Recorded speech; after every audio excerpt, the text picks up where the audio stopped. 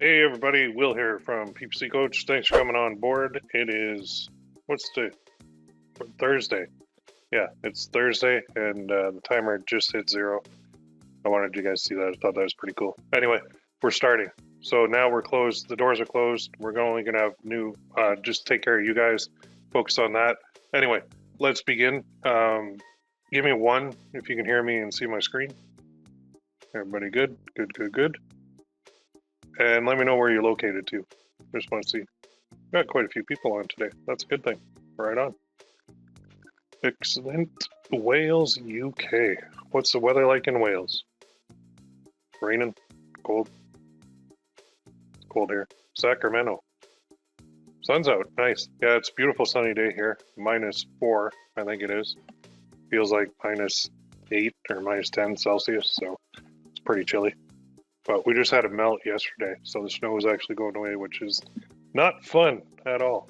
Anywho, we are going to dive in here. So this is all about something new that a lot of people haven't actually done. And if my audio goes out, just let me know in the chat box, because I think this headset's on its last legs. I keep saying that, and I keep forgetting to buy a new one. But TikTok ads is where we're at. We're going to be running those. They do need a video. I'm going to show you how to do that. It's just kind of like virgin territory, like untapped potential, because a lot of marketers, they move in a herd, like a gigantic herd, and they just go wherever basically anybody tells them to go. So I'm going to tell you guys, let's go to TikTok, let's do this, let's make this work, because so many people just are having issues with Facebook. Facebook's having issues with Facebook right now. The results are super inconsistent. You can't track very much at all because Apple put the hammer down on them. So until things kind of unfold a little bit better with Facebook ads, my goal for like 2021 is to move as much as I can away from them, because I don't know what the future is. Like, it's just, I'm not saying it's over for Facebook ads. I'm just saying that anytime I run a campaign, it doesn't fully track for me. So I'm not confident, because I base a lot of my campaigns on rules. And if the rules don't have good data, then the rules don't work. So my campaigns fail, and I'm not going to run my campaigns blind. So until I get a good workaround or a good solution for tracking, and until Facebook gets more consistent results, I'm going to be exploring a lot of different traffic options. And this is something we should do anyway, because we should never put all our eggs in one basket. Anyway, today we got 3 training sessions that you're going to go through. They're all live. So the way I break it up is the first one is like research and design. So I'm actually going to design one live on this. And then the second one is like launching, not only on, I'm going to use Gearbubble. I love Gearbubble. They're great. We're going to launch on Gearbubble, and then we're going to launch our TikTok campaign live. And then the third one, we're going to be doing like troubleshooting, optimizing, and scaling. So that's the way it's broken up, just to give you guys a kind of guideline for where we're at. These webinars are hands-on. They're over my shoulder. You're seeing everything. You're seeing all the nitty-gritty that you never see any other time. So even when I hit a problem, you're going to watch me deal with it. So you just follow along step by step. The replay will be up. You can go through that, and you can complete the homework at the end. That's the way to work best. So just sit back, relax, and if you guys have any questions or any, I tend to ask a lot of questions in here too. Just fire away. So the first step we're going to do is go to Google, create a Google Sheet. These are replacing Excel sheets because they're free, they're online. You can view them anywhere, which is awesome. Like I don't even have to hit save. It's just saved. And then if I go on my laptop to like my the beach or something, I can just fire this up, and it's very simple to do. So we're going to create a spreadsheet. It's going to be called this, St. Patrick's Day 2021. Well, this is challenge. Can't believe this is number 17. My God, that's so many. That's awesome. Okay, images, URL. Wait, no, I do quote, then URL, and then notes, or sorry, status, and then notes. And then we'll just highlight that, bold, white, and then black background. All right, now we're set to go. So what are we going to fill this with? Of course, we're going to find we're going to research products that we think we can make a version of, and we can list and sell on our own. But well, you'll see. We can actually put images in these sheets too, which is very, very cool. So let's just go to a new tab and let's start diving in. So we need St. Patrick's Day products. Right now, I'm honestly, I don't care what type of product it is. If I see a good one, that's what I'm going for. I'm leaning towards a t-shirt, honestly, because I think those are like impulse buys. And the only issue with clothing is sizing.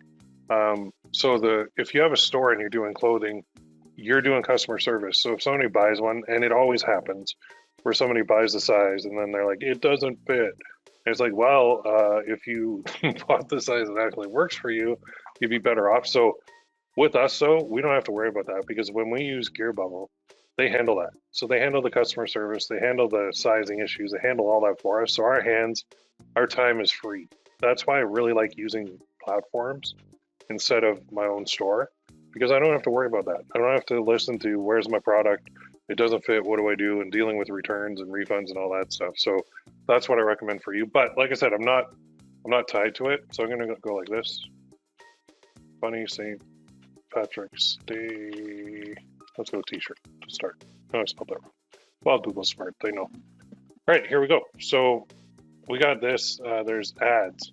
So if they're running ads for these, that's pretty cool. This actually stood out to me. So let's open it, have a look. So this Irish man walks out of a bar. No, really, it can happen. Okay, so that's funny. So let's do this. Oops, take a screenshot. I use Snagit for my screenshot program, but you guys can use whatever you want. I know there's a lot of free programs out there too. This is just, I just ended up buying a paid one because I didn't want to fart around anymore. So you get it there, and then I just go File, Save As, and then I'll put this into my challenges, and I'll go New Folder, 017, St.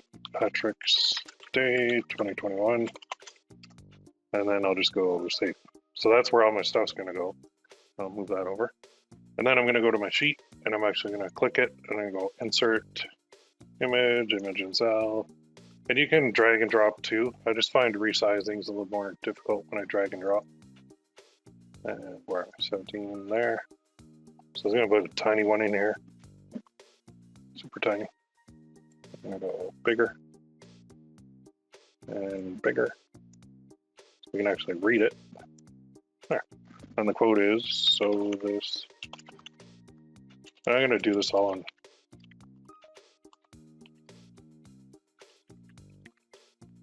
walks out of a bar.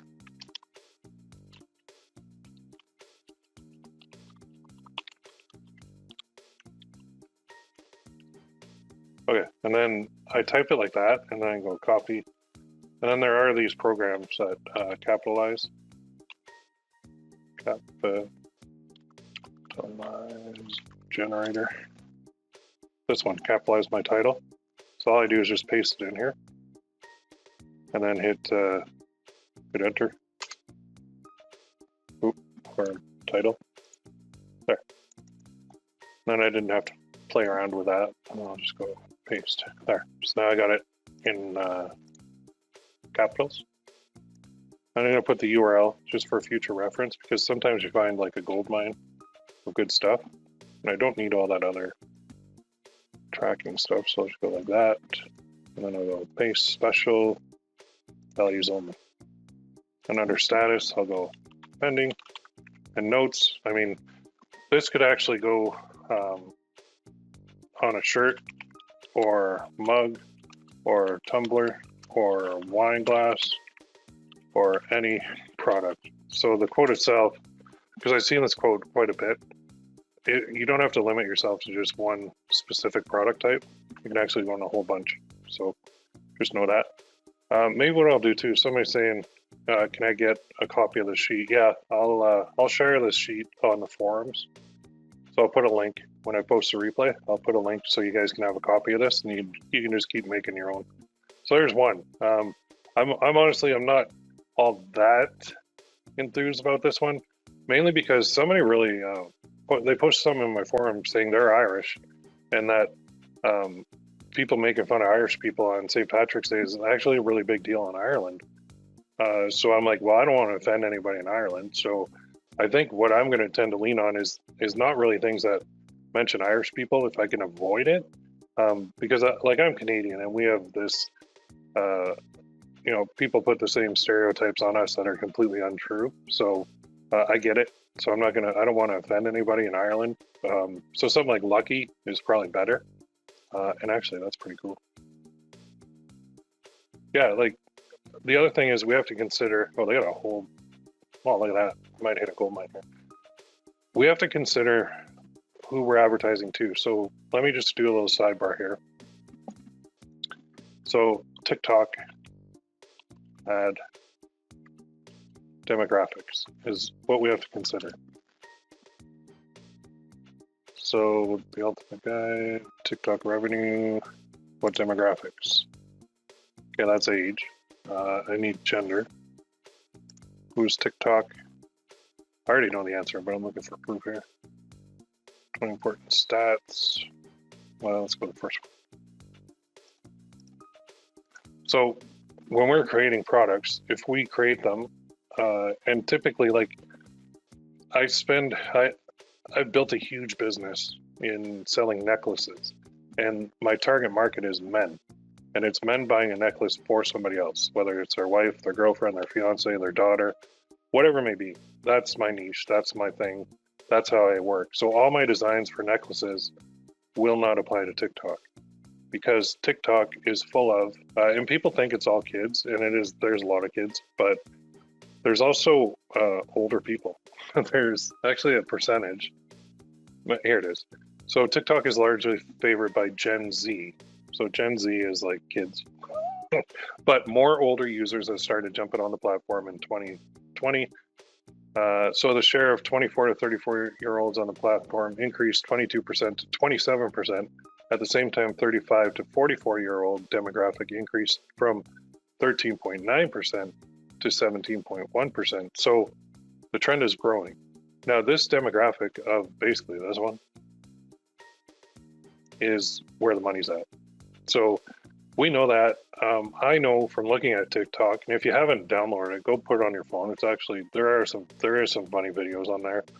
There's some really stupid ones too, but there are funny videos. I know that I'm not the demographic for TikTok because I'm a 45-year-old man in Canada. That I'm not really. I don't.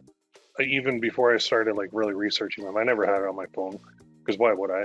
I'm not going to be shooting videos of me dancing. I'm not going to be doing dance challenges or whatever they do. That's just I'm too old and nobody wants to see that anyway. So, but women do. And there was another stat too where it said, I don't know if it's on here, but it said as far as uploading, create, setup, no.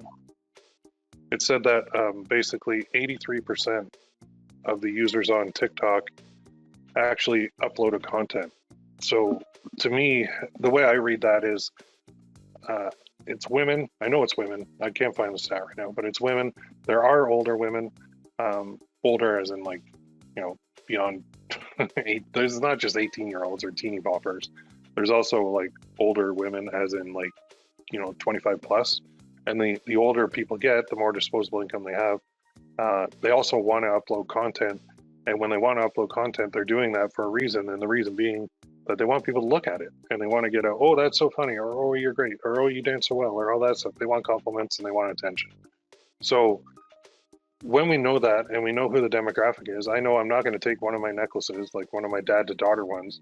I'm not going to put it on TikTok because it's not going to work. Instead, I have to find products and I have to make products that are targeting women, and it's women who want something that's going to get them some attention. So if it's a funny t-shirt that a woman really likes and her friends will really like, and maybe she could even post herself wearing it on TikTok and get all the likes and shares and comments. I don't even know if that's the thing on TikTok, but the comments and the followers and all that, then that's good. That's what I want to do. So know your demographics of the platform you're using so that your products actually work on it. Same with Etsy. Etsy is the same. My stuff doesn't work very well on Etsy because Etsy is, now there are a lot of males on there, but Etsy is dominated by females. Knowing that if I make my products targeting females instead of males, I'm going to do a lot better. So that's where we're heading. So we need basically women's stuff. That's actually good that they did that. But let's go here. Oh, this lucky one, did I put that in there? It's kind of generic, but you know what? I'll put it in just because when you're doing research too, there are no limits, there are no rules. If you see something that sticks out to you, do it. I mean, I'm not a woman, so this is a little bit more difficult for me to figure out. In my other niche, like dad to daughter, I know that well because I'm a dad and I have 5 daughters. But this one, I'm like, oh boy, I got to do some research here because I'm not sure what a woman will buy or what they like or what motivates them, or like I really got to do some testing here to figure it out. But the beauty of it is you guys are probably in the same position because a lot of people that are in the forums are like, man, I want to figure this out. I got to make some money. So you and me are going to go through this together. But I'm going to use my experience to help this. So, I mean, lucky. That's it. I'll take the URL. The thing I really like about this one, though, so all I'm copying is everything before the question mark here in the URL, because this is all just tracking stuff that I don't need. So paste, special, values only, there we go. Pending. And I mean, this is a generic, not even really St. Patrick's Day in my mind, but I don't know. This is what I wanted to look at though. So if I go here and click it, it'll take me to a whole bunch of St. Patty's Day stuff. And I think I've seen a lot of stuff like this with the flag on a shamrock. And it's very simple, but I mean, hey, you know, I guess women wear this stuff and like it. So if that's the case, I'm on board. The cool part of Shopify stores is they have this little drop down where you can sort by best selling. So there we go. I mean, I can't do a shirt like this specifically, but I could definitely do a shamrock heart. And I guess lucky is a good thing with shamrocks and hearts and jeans, and that's what I'm seeing a lot of. So, I mean, it's an idea that we could definitely do. And if that's a bestseller, then I'm going to take a little screenshot of it. And of course, my dog wants out because I'm on a live webinar. Sorry about that. I'm not, she can wait. Save as, there we go. Save, just because it's bestseller. That's the reason I'm going to put this in my sheet. And I don't want you guys to be limited ever in your sheet. Take anything you want because it doesn't necessarily mean we're going to make it. We're just doing research at this point. Trying to get the creative juices flowing. So when we do go to make a product, it actually is something that we've seen somewhere. So I'll just put, there is no quote for the URL. That was here. Okay, so let's do this. Click it. And grab that. Copy. Scroll down, see if there's any reviews or anything. Nothing really on it. Oh, there is. My shirt definitely go a size up. Oh yeah, that's a good thing too. Whenever you're selling clothing, always tell them to go a size up because especially women, they don't want to order the bigger size. They always want to be the smaller size, which is fine, but encourage them to go a size up because that's one thing that you're going to get. If you were doing the customer service, you would get a lot of people saying, well, this fits at this place and now it doesn't fit here. And it's like, well, every store is different. So pending. And for notes, I'm just going to put, it was a best seller on that store. So I'm not really too keen on that one either. I think where I'm going with this is more funny than, I'm going to close these other tabs. I want more funny than just like, oh, that's kind of cool. Like I'm looking cool. I don't want that. I want funny. So Amazon, I mean, that's always a good resource. They usually have a ton. Drunk 1, drunk 2. That's funny. That'll be good. Happy St. Patrick's Day. See, a lot of this is very generic. How to speak Irish. Whale, oil, beef hooked. Whale, oil, beef hooked. I don't want to say that fast, but these ones too, these all over prints are funny. But I think coming from my back, world's tallest leprechaun. Okay, that's one that would probably work if somebody's tall. I love shenanigans. One lucky mama. That's good. I don't get drunk. I get awesome. That's funny. Actually, that's really funny. See, for me, but I'm a man, so is a woman going to wear that? I don't know. Maybe not. we don't have the same sense of humor. Bit chased. That's kind of funny. Here's my he's my drunken half. Okay. All right, now we're on something. So he's my drunken half, 100% Irish. So, you know, I don't have to put the 100% Irish, 100% drunk, but something like that might work. Let's look at the reviews on this. Oh, what? Do not pay extra for cut? Well, of course you do. Great quality. Pretty disappointed. My husband's shirt came out great bright. Great bright. You know, I don't know what that means. Looks like it's been washed black little on this. Okay, so she does like the printing. Bought this for myself. It's long. Oh, this is old. These are like 4 years old. Done the arms. Okay, complain about the fit. Wrinkly, so didn't like that she got a wrinkly shirt. Okay, I want to know if you like the quote. Run small, so sizing issues. Man, a lot of reviews. 64% liked it, but a lot. Yeah, that's the thing with clothing. People are going to complain because that's what they do. Oh, there's a whole bunch of other ones. Well, it's an idea. That's all we're looking for. So let's go here and let's take a screenshot of that. There we go. And remember, take reviews with a grain of salt, because when people have something bad to say, they'll scream it from the rooftops. But when they have something good to say, they'll be quiet as a mouse. So reviews online to me are a waste of time.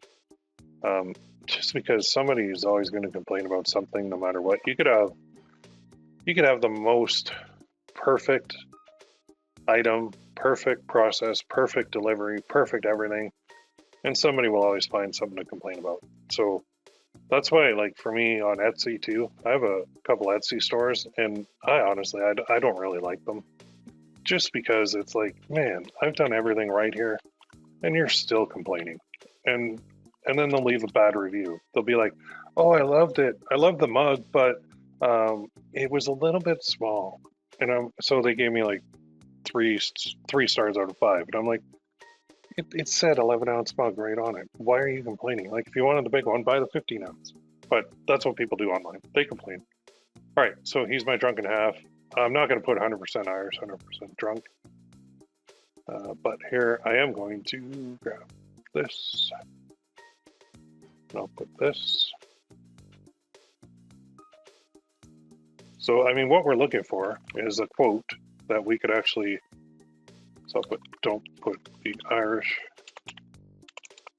part. There we go. We're looking for quotes, right? So we go through all this stuff and we find, well, let's just go to images too on Google.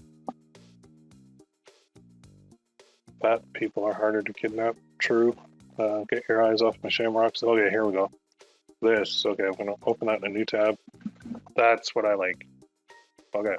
Something like that. It's cute. It's funny. It's innocent. And I think it could sell well. And I saw another version of this too, but I like this one. So I'm going to take this. Save. File. Save as. Oh, somebody's asking about the Snagit. So this program allows me to do that. So I just hit capture, and then I can actually drag and drop where I want on the screen. And then it goes into the editor here. And in this editor, I can do a lot of stuff too, but I never really do. So yeah, Snagit, it's right here.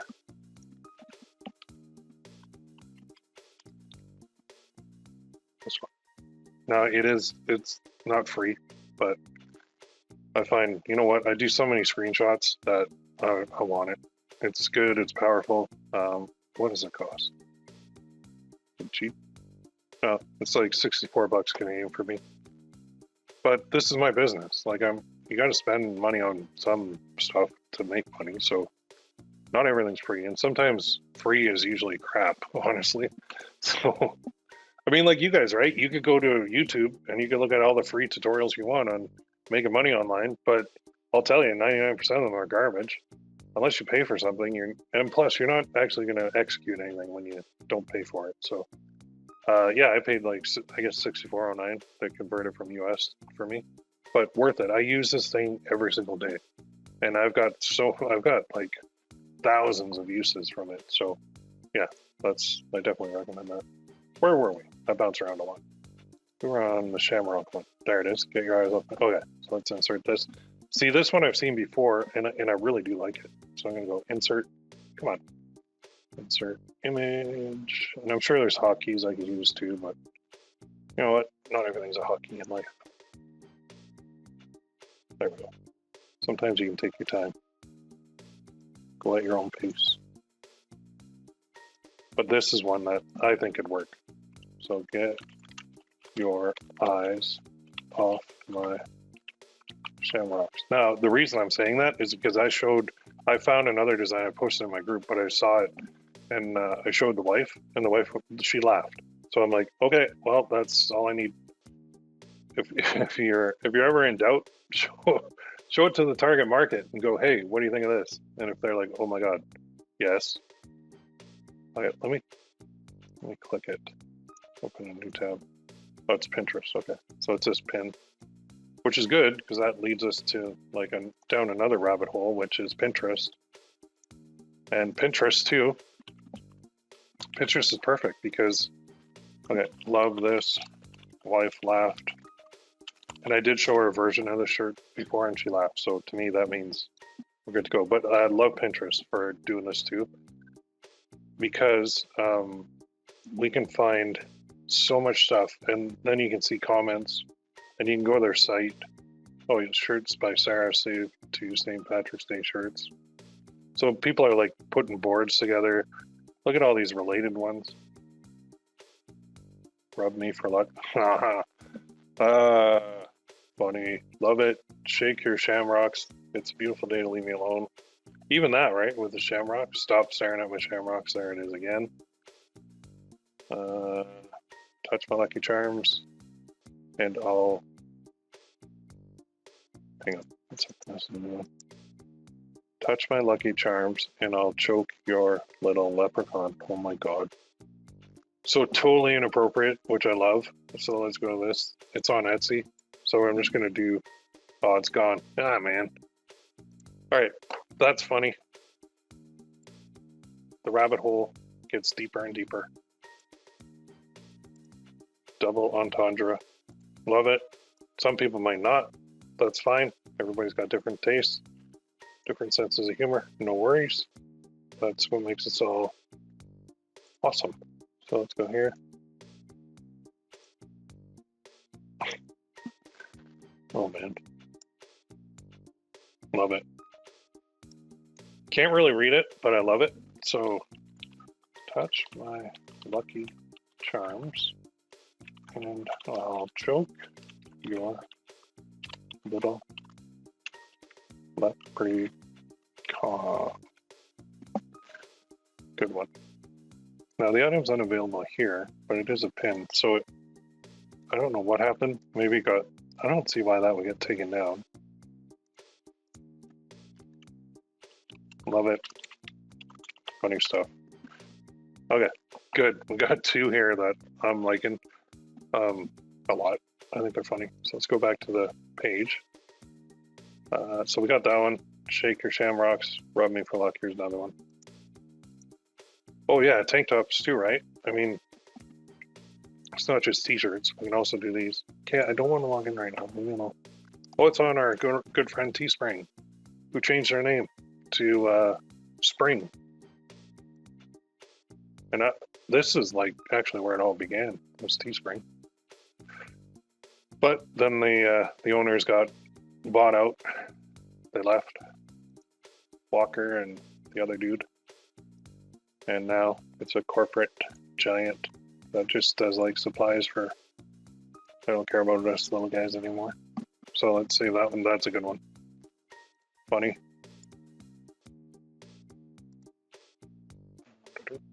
Image. There. Open.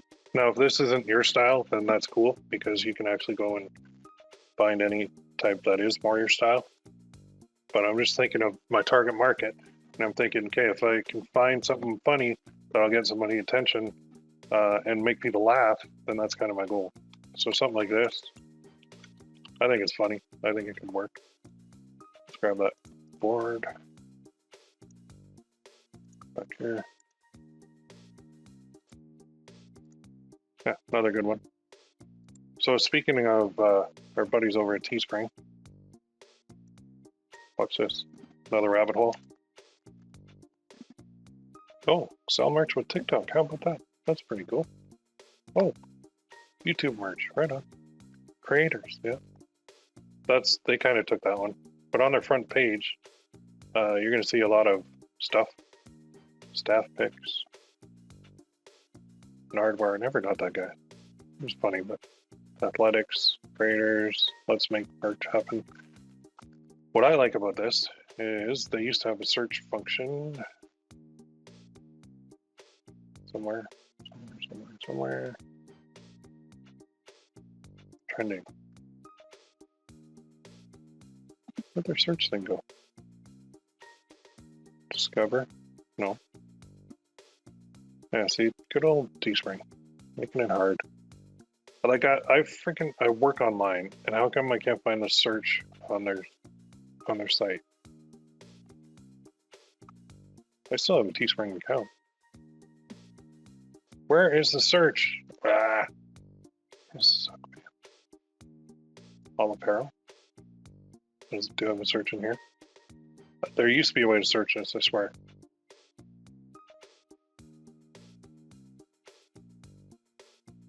Anybody seen it on here? Because I don't see the search function. Did they get rid of it? Alright, fine. I'm going to go nerd on you. If you go to site, teespring.com, and then type in your keyword, it should pull up all the results from only Teespring. There. Same. See, was that so hard, Teespring? Why you gotta make me do that? St. Patty's Day. Okay, cool. Why didn't you just show me that in the first place? But no, I'm not really drunk lives matter. My God. Irish. A lot of rap. A lot of all over prints. Keep calm and remain drunk. Alright, that's stupid, but it's funny. It got a chuckle out of me. So why not? Let's throw that in our sheet. Dumb stuff makes me smile. By the way, this keep calm and stuff, man, I made a killing on that. It's a lot of different niches way back years ago. I don't know why. Like when you make a killing in a niche, then you get away from it and you move on to the next. But that thing still exists, and there's still people that haven't seen your product. So if you've got any old products that used to do well, relaunch them. Keep calm and remain drunk. That's funny. I like it. Grab that. Post values. Post values only. Stupid. Get money. There we go. All right, question coming in. Can you show how you did that on Snagit? I've got the program. Yeah, I like the screen thing. This. Yeah, that's what we're doing. I'll show you on the next one. So let's go back to Teespring, see if there's anything else. Too cute to pinch. That's funny. I want you to take part in shenanigans. I'll be Irish in a few beers. Honestly not. Come on, Teespring. Keep your kiss. I'm here for this. Alright. Pubs, the official sunblock of Ireland. Oh man. Not bad. Too long I lost interest. Buy me a beer. St. Patrick's Day's here. Okay. Yeah, too long. Lost interest. Son of Shenanigans. Malarkey chapter. Kiss me. I'm a Murphy. Kiss me. I'm a Stewart. Okay. So this thing. Here we go. We can do this on Gearbubble very easily. So what I'm going to do, personalization is huge. Now here's the story with these.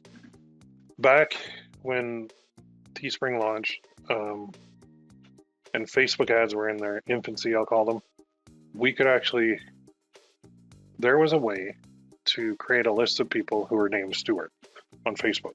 There were programs that would scrape Facebook, grab their user ID on Facebook, and then we could create ads targeting that list of user IDs whose name was Stuart. And then we could show them this shirt and we'd say, hey, Stuart, check this out. And then they would see an image like this that said, kiss me, I'm a Stuart, like last name, I guess, right? But it worked. It worked very, very well. What happened was people started getting creeped out. So imagine, like, my last name's Haimerl. Imagine I saw an ad on Facebook that said, kiss me, I'm a Haimerl. And then, hey, in the ad copy it said, hey, Haimerl, check this out. This would look really good on you. Like, I'd kind of be like, how the hell do you know my name? And how the hell does this guy know who I am? And this is creepy. So people complained, and mass amounts of people complained to Facebook. And they said, you're stealing my data. You're stealing this and stealing that. Well, they're not stealing it. Facebook has data on everything. They probably know what time you get up at night to take a pee. Like, I swear, they have data on every single thing you do in your life. You carry your recording device around with you that records everything and tracks everything you do. So yeah, they have a lot of data on you. But when people have it like up front in their face, they get scared. So Facebook started banning people who were doing this. But man, it made a mint. And back then, sites like Gearbubble didn't have the personalization available. So you couldn't just go to create a listing and have them enter their name. You had to actually create the listing separately. So people would have, guys would have like hundreds of listings for different names of t-shirts, and they would take all the popular names that they could find and they'd manually create listings, and then they'd manually create ads. It was a very manual process. Now, personalization still works. We can't scrape those names on Facebook like we used to, but we can still run stuff like this. And in fact, stuff like this will do very, very well. So this might be where I'm heading, actually. So let me definitely grab this. So you saw me do the screenshot. You saw me do file, save as, right? Save, just save to my little inbox or my folder.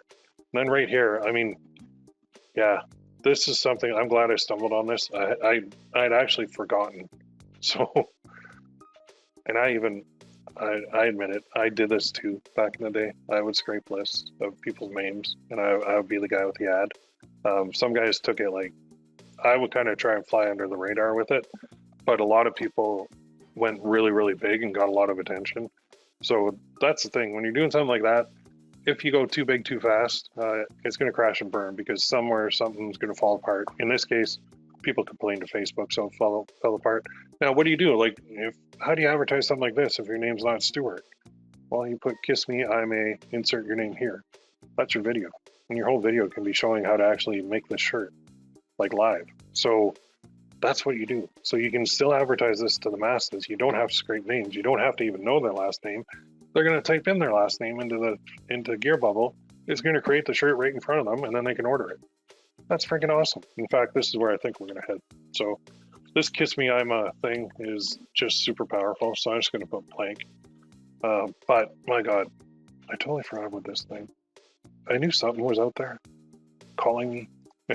This is it. Yeah, see? This kiss me, kiss Stuart. So let's try another one. Let's just give me a last name. Kiss Smith, maybe? No? Okay. They probably got taken down too. Kiss Jones. Can do this all day. I'll just be flying blind. So kiss me, I'm a Stuart. I'm glad that came up. Let's paste that value in here. Because personalization, I'll even put this in here. Personalization is awesome. Let's do it on TikTok. TikTok users haven't experienced our personalization strategies. Any thoughts on naming your Gearbubble domain? Keep it general. Yeah, man, keep it general. So Gearbubble allowed now white label domains, which I have been asking for from all these platforms from day one. And that means you can go buy a domain, so Will's T-shirt shop. And then I can put all my ads, go to Will's T-shirt shop. All those people now know me as Will's T-shirt shop. And then when I'm emailing people, they know it's coming from me. They know my brand. They bought something from me. And I'm not just Gearbubble. Plus, a lot of these platforms they've been around so long and they've sold so many millions of products that when you Google them sometimes, you might get some bad reviews. Because remember, bad reviews, people scream from the rooftops. Good reviews, people don't say a peep. So when we take their platform with our name in front, our brand, holy shit. Like it's the perfect combo because now I don't have to go to Shopify and open a store. I don't have to do customer service. I don't have to do any of that, but I can still create my own brand. How freaking cool is that? So that's what if you are looking at the white label domain route, yeah, 100%. Because you can build your own brand, you can do everything. Go generic. Even make up a name for your store. It doesn't matter. The name doesn't matter. Can people remember it and type it in? Great. Is it catchy? Great. Like, don't say St. Patrick's Day T-shirt store. Like, no, you don't do that. Not for a white label domain. You go like, Matt's T-shirt shop or Matt's gift shop even, or Matt's store. That's it. Go generic. Definitely go generic. Shorter domains always work better too, but sometimes they're all taken, right? Okay. I have to get to the point where I'm actually going to do a design. So I'm going to do a design. So I'm going to do this little baby. Kiss me, I'm a Stewart. And I'm going to show you how freaking simple this is. I'm going to leave the bottom blank because that's where they're actually going to input they're going to type in their name into Gearbubble and it's going to put it on the shirt and show it to them before they buy it. So let's pursue this. Let's go for it. So kiss me. I'm going to go to a favorite little program. You have a lot of options here. Okay. So let's talk. Before I do it myself, I'm going to show you if you are completely against doing your own designs, that's fine. Go here. Watch this. T-shirt. There are thousands and thousands and thousands of guys on here that will do a t-shirt. I will do custom t-shirt design within 24 hours. Okay. If you want to find like some of these designers are new, some of them are not new and they do really good jobs. So what you want to do, you can go by category, t-shirts and merchandise. You can go by service options, right? All these different things. Seller details. Here's where we get into some good stuff. So hopefully they speak English. I don't care where they live. Doesn't matter to me. But look at that. There's 40 top rated sellers. So if I only do the top rated sellers, it's going to be more expensive. But you're going to get designs that are like mind blowing. Like look at this, man. So let me just click on this. It opens a new tab. I can look at the designer. Look at the crap this guy's doing. Not crap. I use crap in a loving way. My God. Look at the detail. Holy. That takes a while, right? So of course, look, he charges 65 bucks for a design. But look at this. This is high quality stuff. This is actually the opposite of what I want to do because it's too good. Now, when you have a brand and all that, and you have a niche or something that's taken off, like look at this.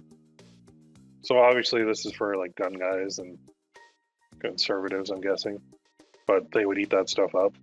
So if you have that niche, yeah, go ahead and spend a bunch of money on a design. We don't want to do that yet because we're not. So all these top level guys, look at that 177. You might be thinking, is this guy insane? There's no way I'm paying that much money for this.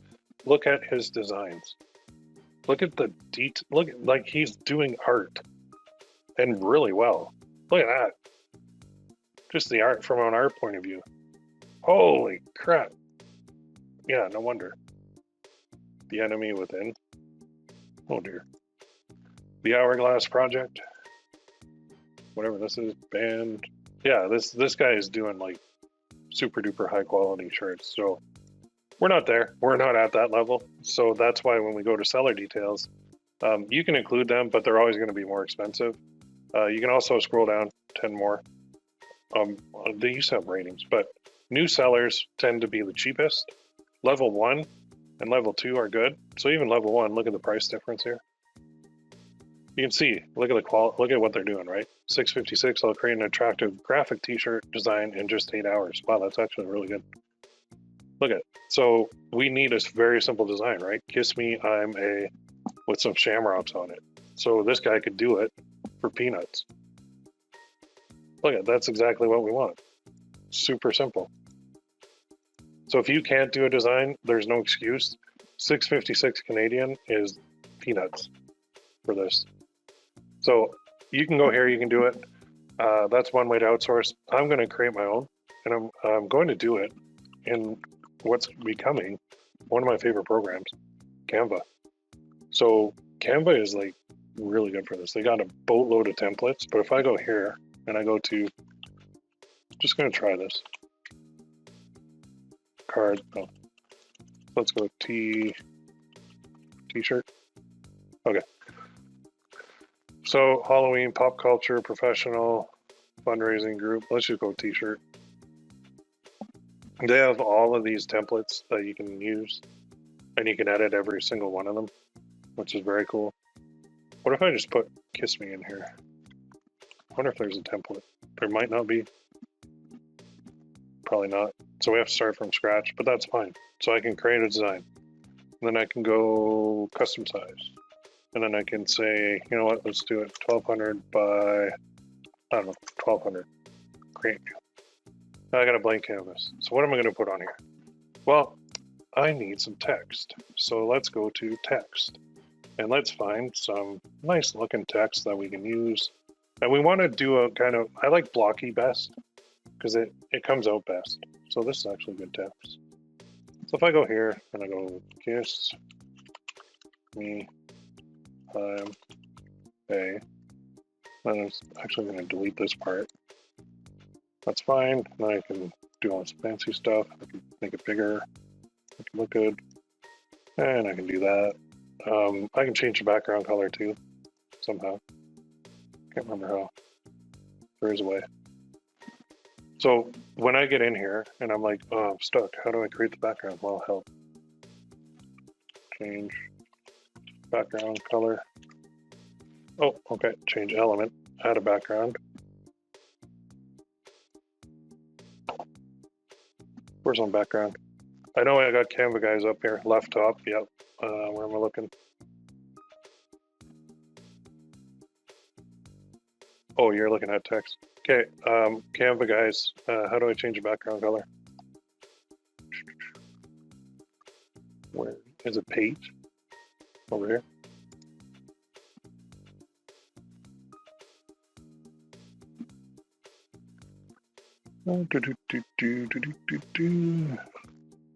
Color box at top. Oh, yeah, see? Right in front of me. Right in front of my face.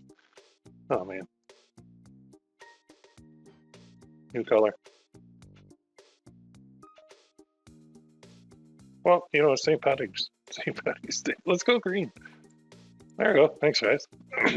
See, I didn't know how to do something, and all I did was ask. So let's say our shirt is like a nice green. Yeah, that's good enough. There we go. Now, this one, also, since it's top left, let's do that in white. And then let's go here, and we can go to effects, and we can go curve. Ooh, now we're getting there. Let's make that a little wider. Come on. And you can rotate and I'll do all that good stuff too. Oh, let's get rid of our curve for a sec. Turn that off. Make that a little higher. And then we go curve. And then there's a way to tinker with this. That's a rotate. Oh, the curve's right here. And there's a way to change the spacing too and all that good stuff. But that's pretty good. Put that up there. Maybe do a little more of a curve. Okay, so we got that part. Now let's put some elements in here.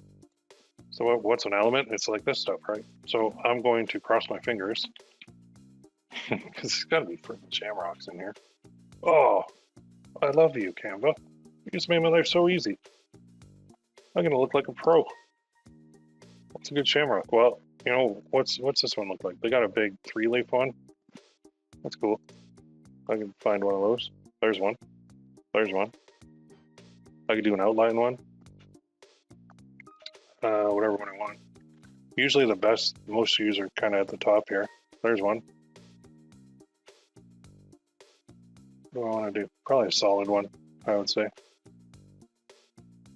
Yeah, let's just make it easy. So I do have a pro account, so I can do this. So that's there. Make that a little smaller. Okay, like it. Super simple. And I can tinker with that if I want. Then I'm just gonna copy that. Then I'm gonna paste. I'm gonna make it smaller. And then maybe I'll put it here. Then maybe I'll flip it. Flip horizontal. Then maybe I'll copy that. And I'll paste. I'll drag it over here. And then I'll flip that. And then maybe this, you know what? I don't like this, so I'm gonna do it like that. I got a delivery at the door.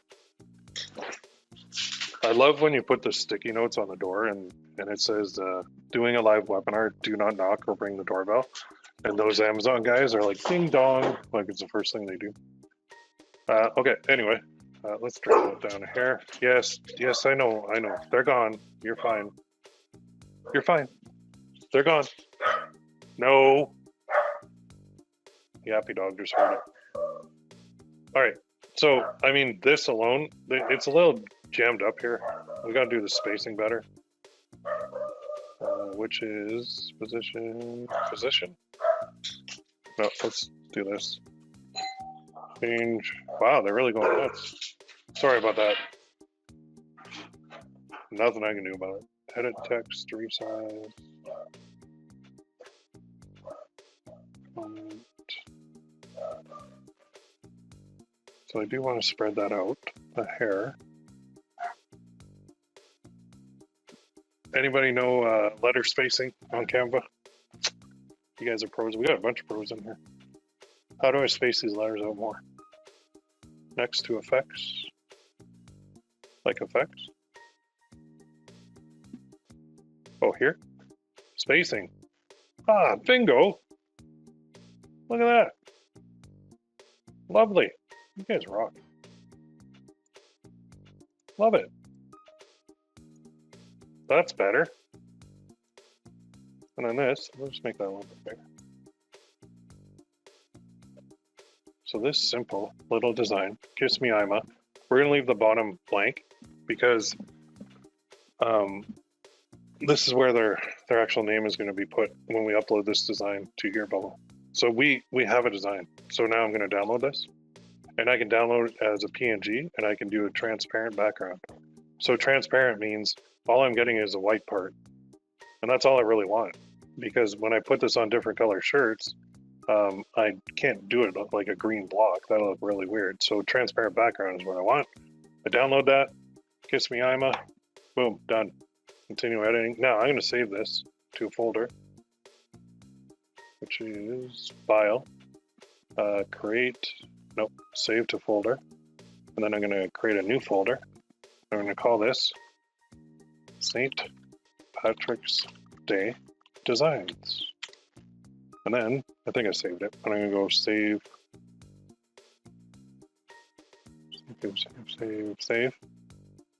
And then let's go to my folder or move to folder. Oh, it's already in there. Okay, it's right there. Move. There. So now when I come back in here, I can edit this, do whatever I want with it. It really is that simple. So if I have that one, and I know that down here is where the they're going to type in their name, I think this shirt could do very well. Now, I wouldn't mind distressing this a bit, like making it look a little bit worn, but I'm not going to because the actual block down here is not going to be distressed. When I mean distressed, I'm talking about this. It just has a distressed shirt. It's where the print is like, what could I imagine? There's a way in Photoshop to do it like this, right? This would be distressed.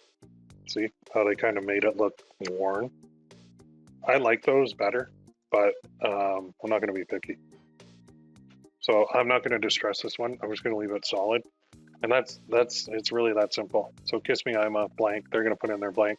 So in my actual In Gearbubble, when I set this up, you'll see exactly how I do this. And then for my ad, you're going to see exactly what I do with that too. So, somebody said, my dogs are barking at your delivery guy too. Nice. All right, we got Canva nerds in here. That's awesome. I'm honestly becoming a Canva nerd because usually I do Photoshop, and I've used Photoshop for years. That's actually I made a their cover was driving me nuts on Gearbubble on the group, so I made one for them. But usually I do everything in here, and this is my old school way of doing it in Photoshop. But now I'm like, you know what? Canva is just so easy. Like it is all the stuff over here that you can do, templates and just like logos and shirt designs and mug designs and everything. Like you just pop, I don't know, take a template and edit it and you're good. Like if I wanted to do this, add as a new page, and I'm like, oh, I really like this. Let's go like this. I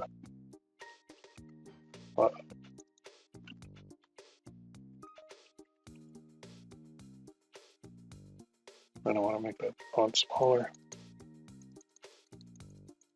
Let's make it fit. Drop downs are easier. But the point is I can edit this in a heartbeat. And I already have something to work with.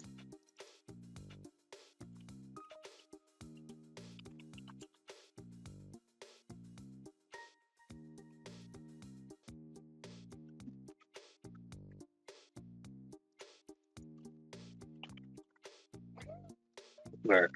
I can even put my logo there if I wanted it. Just to show you how freaking fast this is.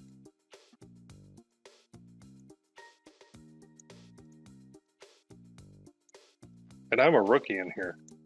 And look, I just made a sweet little thing. That's how easy it is. So if you don't have Canva, man, get it. I bought the whatever the upgrade was because it gives you access to so much more stuff as far as elements and styles and photos and images and all that stuff. It's just amazing, and you can do everything in here. An amazing amount of stuff. So I'm a huge fan. Love it. I'm starting to really see the benefits of this. So if you don't got, yeah, for t-shirt design and coffee mug design and tumbler design and anything where you just need an easy, quick design, use Canva. And then later on, you know, when you're really cooking and you're doing some good stuff, then definitely go here and start looking at these pros who are like doing amazing work, but they're also charging an amazing amount for it. So Fiverr's choice, 45, like, yeah, some of these designs these guys are doing, they're way better design. I'm not even a designer, but I mean, I can, as you can see, I can whip up a shirt pretty quick. So this PNG file now is on my computer. So I go here and I go double click. There it is. It obviously it's in a white background, but it's there. This is the one that I'm going to be uploading to Gearbubble. But we're going to stop there because we're at the hour and you've got homework now. So your homework is to fill up your research sheet just like I did. And I'll share this one with you too if you want. I don't mind. Give you a head start. I'll share this in the forums. Kind of either, yeah, I'll put it right below the replay for this webinar so you guys can see that. This is going to be located right here, and this thread right here. So this will be replaced with a video, and then I'll put the link to the doc in there too. So yeah, go in here. The other homework is let's fill up this forum section. Let's get some activity going. So in here, I want you to go and make a post, and so post a thread or click that, and I want you to tell me what your goal is. So what's your goal? How many sales do you want to get? What's your dollar amount goal? What's your time frame? Set some goals in here, okay? And then go and do this homework. Fill this sheet up. You saw how like I just bounce around going down different rabbit holes. That's what you're going to do too. If you get 50 on here, you're doing really well. And then you just pick one and you go, well, I like that one. I can make a version of that for my own, like very easily. I didn't even look at this when I was doing it. And mine doesn't look like this at all. This is distressed too. They actually did a little bit better job than I did. But it doesn't have to be distressed, right? It's like a gimmicky impulse buy shirt that people are going to do and they're going to throw their name on it. So that's what you're going to do. That's your homework. Go here, do that. Go to the forums, post your goal. And then in the next training, Oh, and actually create a design too. At least one, preferably 10. So you need a lot because we got to test a lot because we got to find these winners. If you want to find more going down the personalization road, go like narrow your search on Google to funny personalized St. Patrick's Day shirts. Watch this. Funny personalized. See what comes up. Anything different? There's one already. Let's do them all. What's this say? St. Patrick's Day drinking team. Oh, there you go. There you go. You can do that. It's possible. Anything personalized we can do. Tipsy 22. Oh, tipsy. That's funny. So personalization is a route, a really good route. But if you find a funny one, do that too. All right. If there's no more questions, I'm gonna leave it at that. I'll get the replay up. You guys got homework. Next week we're gonna be launching on Gearbubble, and then also on TikTok. Oh, so you need a TikTok ad account too. So go to TikTok, get an ad account. They might want a business account. They might want like a business URL. So a simple way to get around that is to go to WordPress and create a business website. So if you are ever thinking of creating your own business, just create a name, create a site on the WordPress site for free, and link it there. And on that site, just say like Will's Creative Shop or whatever, and that's the name of your business. Put that into TikTok.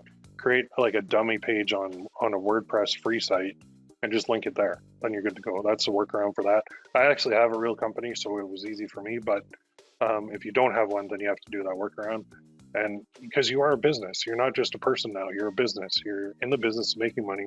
You're in the business of researching awesome designs, creating them, and marketing them. That's what you do. So go do that.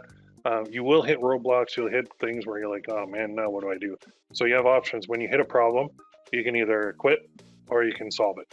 And like you saw with me on Canva, I didn't know how to do something. So what did I do? I asked. That's what you do. And I went to the help and I tried to figure it out. That's what you're gonna hit problems. That's a guarantee. There's 3 guarantees in life: death, taxes, and problems. And it's not the problem, it's how you solve it. That's what matters. All right, I'm gonna close on that. You guys have a great day. Thanks for everybody for coming on. We had a great turnout. We'll see you in the forums. Get in there, and we'll see you next week too.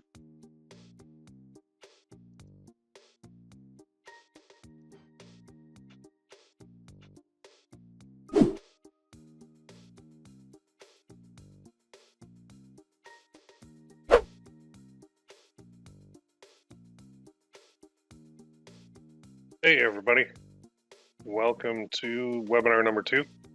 If you can hear me and see my screen, just give me a 1 in the chat box. If you're there, everybody good, good. Awesome. All right, cool. So we got a good turnout. That's awesome. On a, what's today? Thursday morning. So that's very cool. So today we are going to actually dive right in because I got a ton to cover. So we're going to cover launching on Gearbubble, launching on TikTok, and there's a whole bunch of stuff in between that we got to do too. So step by step is what we're going to do. You're going to watch me do everything. So we have our design already done, which was the Kiss Me I'm a thing, and we're going to personalize it on Gearbubble. So if my audio goes out, just give me a 1, or just I would say audio's out, and I'll check. I'm watching it on my other monitor here, but sometimes it'll go out. So if it does, just bear with me. I'll get it back on. So let's go first. I'm going to use Gearbubble because we can do the personalized. And like I said, I'm diving right in today. No farting around. So we're going to launch a campaign, traditional, and it's going to be a shirt. Now, mind you could do like a mug or an all-over print or a travel mug or a shot glass or a tumbler or a wine glass. You can do any of those, right? I just think a shirt right now for St. Patrick's Day will work probably the best. So let's go here. Now for the style, I think either a V-neck, but I think the V-neck is like a men's.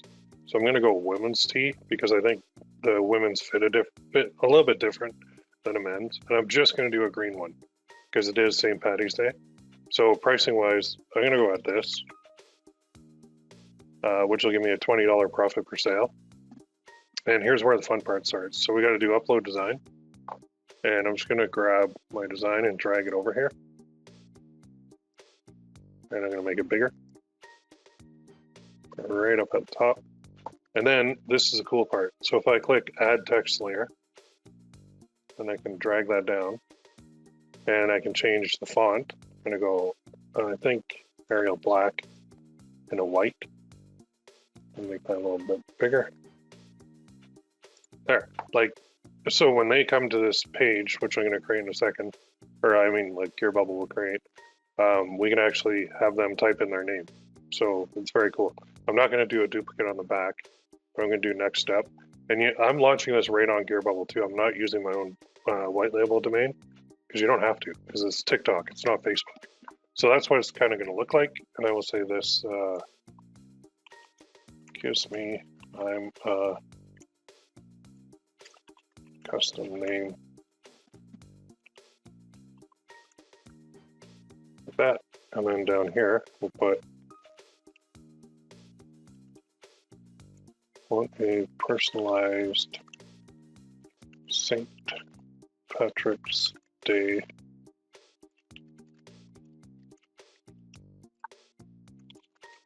this is it. Enter your name. We will print it and ship it.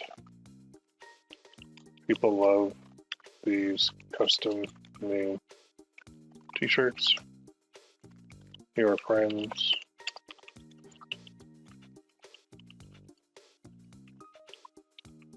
I'll say send them to us. There. Something like that. Bold. Now category and tags and all that, I don't need any of that because I'm relying on strictly TikTok traffic, but I mean you could do family, you could fill in tags, but I'm not going to. So for the campaign length, just go to 10 p.m. That's just the print cycle, that's nothing else. It used to be for the countdown timers and all that, but they don't use them anymore. So here we'll go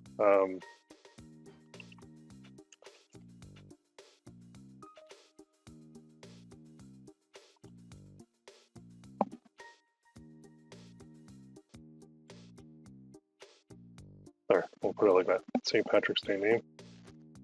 And buy it now is what we'll leave. Charge more for bigger sizes, yes. Okay, evergreen, yes. Set back as default, no. Terms, turn it on, and launch. That's how easy it is to launch Gearbubble. Very simple, very straightforward. You guys have probably done this a million times. We're doing a t-shirt though. We don't really do t-shirts. We tend to do necklaces and mugs, but I think a t-shirt's gonna work best. So now, if we go view your campaign, go here, that's what it looks like, and then they can enter their text. So I'll put, kiss me, I'm a, I don't know, McDonald. Very cool. Or I'm a Smith. See? Need it. Love it. Love it, love it, love it. I'll delete that and I'll go back to the name here. I think. Well, I might have to reload it. Yeah. All right. So what I want to do is I want to get a picture of that. So let's save that and we'll save it to a folder. Putting on this one. And we'll just put it in a new folder. We'll go kiss me, I'm call that front. And then what I'm going to do right away is I'm going to go here to Photoshop. I'm going to open that. I just have to remove the background. So use whatever program you need to remove the background. Because it's on a white background, so it's going to be very easy. So I just use my magic wand tool. I select there, and it picks everything. And then over here, I just hit, well, actually on my keyboard, I just hit delete. And now I've just removed the background. So now I'll save this as a transparent one. Export as PNG, and I'll call this one transparent. There, that's it. So I'm going to use this image kind of in my video ad that I'm going to create for TikTok. So you do need to do that step. So just download that file, that image, and remove the background. If you use Canva or whatever program you use, that's fine. That's how I do it. All right, now what I need to do is I need to go to my account. And I need to go to settings. And within here, I'm gonna have to do the tracking pixels. If you have an autoresponder too, you can hook that up, but I'm gonna do the tracking pixels. So I'm gonna get this ready. And I'm gonna just go back to TikTok now. So I ran one test on a little necklace on this account, which I shut off because I spent 33 and I didn't get a sale. So it's the same as anything else. If you're not going to overspend, right? You're going to set your limit. I was just tinkering with this with some settings that the necklace itself I'd never sold saying love mom. It was a daughter one, love mom, and it was a necklace and it didn't really work. But that happened, so that's okay. This was targeting older females too. The one that we're doing, this t-shirt, is actually targeting a lot wider audience on TikTok. So what you're going to do is go into assets and event, and we need to create your conversion pixel. So over here, there's an app event, which we don't need, but we do need a website pixel. So you click manage, it'll bring you into your page with all your pixels, and you're going to click create. And then we're going to name it, we're going to call it Guess Me I'm a Meme T-shirt, and then we're going to manually install the pixel code and click next. And pixel created, choose how you would like to set your event rules. Once you select a mode, you cannot change it. So there's standard or developer, so we're just going to go standard. Next. Now here's the code, so let's copy that. And let's go back to here under tracking. So Gearbubble thankfully has third-party tracking. So we click that and we paste it right there. So all this funny looking JavaScript is the actual code from TikTok. So this is going to track a sale. So we click update. So now our conversion snippet is added to the third-party code in Gearbubble. We're good to go there. Let's go back here and let's go complete and set rules. Oh, also, there is a TikTok pixel helper. So this is a little, it's just a little Chrome extension that you can download and install. And this will allow you to go to a page, and when kind of like the Facebook pixel helper, it will show all the pixel details and make sure it's on there right. So you can install that. I already did, so I don't need it, but you can download it or install it. It just goes to the Chrome store and you can install the TikTok pixel helper. So complete and set rules. Now here is where people get a little tripped up. So we're going to do e-commerce events, but we don't really have any of these, to be honest. So I mean, this is the only one we really have is a complete pay, because we're not really tracking anything else on here. So if you have a Shopify store, you can track all this, but we're going to call this purchase. The value, we're going to put it at the value and track once. Okay, and then next. So you can go in and modify those rules too later if you need to. If you want to do the page view, you can do that. But on the page view one, we would have to place the code into, it's a little bit different. I'll show you. Well, maybe I can show you here. I'm going to leave it at that. I'm not going to confuse you. So let's go complete. Product details page view does not have it. Yeah, so they want it. Okay. So let's go destination URL. And so add a page. Let's go to this page. Page URL contains like this. And let's grab this part.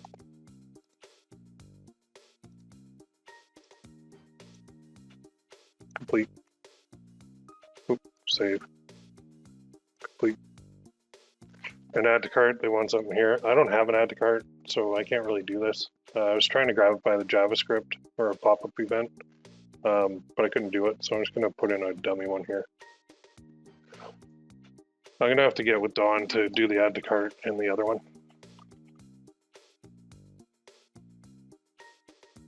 And then place an order. That's like your checkout page, so let's do a destination. I'll just put a dummy one in here. The real one we want to track is the sale. Yes, it does.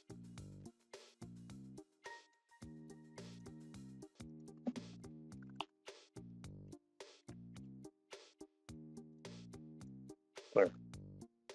Finally. So when this fires, it's only going to fire on this complete payment. because that's the place where we placed it here. So this third-party conversion snippet goes there. If we wanted to track anything else, I mean, we're going to need something in here for our TikTok, but under here, under Google Remarketing, I haven't tried it yet, but I think you put the code here to track the page view. But there's really nothing for the page view or the add to cart or the initiate checkout. There's just a complete checkout, which is down here. So for now, we can track it with this. That's fine. But we'll work on getting more implementation for add to cart and initiate checkout and all those other events. All right. So the key is we need the purchase event placed so that it will track it. And it says no recent activity because obviously we haven't even run a campaign yet. So now we're going to go back here to the campaign. And we're going to need something before we do anything else. And what we need is a video. So before I even set up the campaign, I'm going to show you how to create a video. There's a couple different ways. Now, if you don't want to create your own, go here and go TikTok, add. And in here, there are a bunch of people that will create an ad for you. I'll create a TikTok ad for your campaign, create that, create that, create that. So if you do not want to go through this step that I'm about to go through, then you don't have to. You can just go buy one. And actually buying one, like if you preview these are probably a lot better than what I'm going to create. So it might be worth it. I don't know if you can hear that audio. But it might be worth it for you guys to go and buy a cheap one. Like this one looks good. Great. I'm going to buy one too because I'm going to split test. So I'll show you both. This one's 19. It was the first one that came up. So why not? Let's click it. So we will say 2 days delivery, video editing, scripting, 15 seconds running time. These are short. Background music, continue, sure. HD stock footage, I don't care about that. Continue and checkout. So I'm going to pay basically $19.93 plus tax for a service fee, I guess, of $23.58 for this. But I'm also going to do one using another program that I already own. I'm just going to show you how to order one.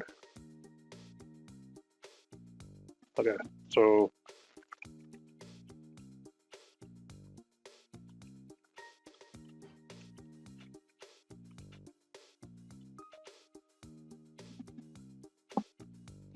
I'm just going to go and grab that transparent one.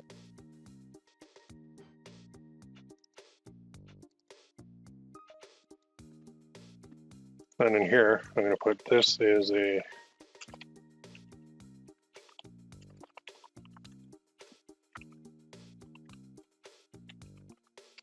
t-shirt where they can customize.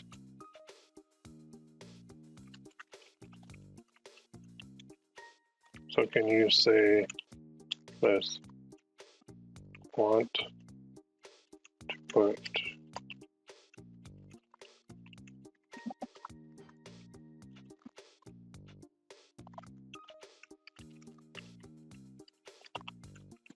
this is awesome.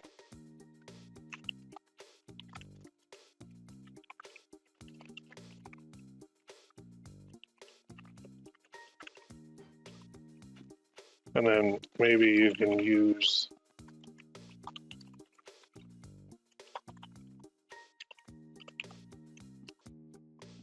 just something like that. I'm just going to say start order. It doesn't have to be fancy, so that'll get started. Now, what I use is this one, InVideo.io. So I really like this one because you can do like 16 by 9, which is YouTube.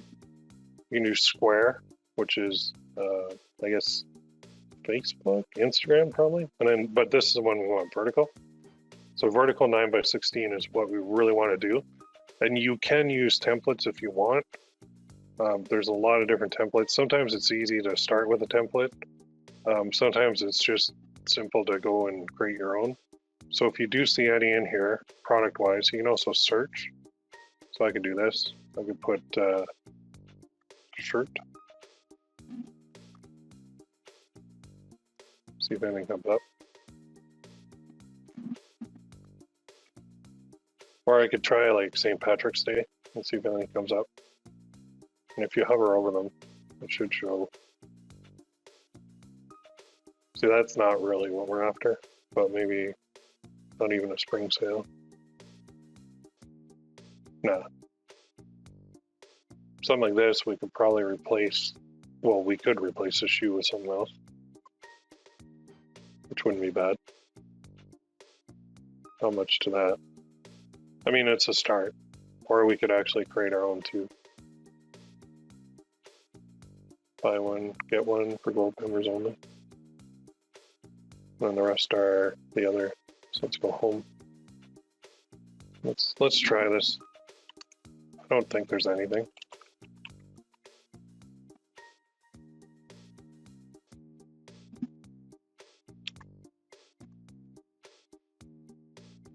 Patrick's Day. All right, well, let's try this. That doesn't really match anything. Independence Day. Come on, give me a St. Patty's Day. Oh, there's Father's Day. That's good to know. Father's Day, Boxing Day. Let me go back to that search. Because something did pop up there. Try this. I just want something shamrocky. Nothing. Why even put it in there? Let's get rid of Bubble.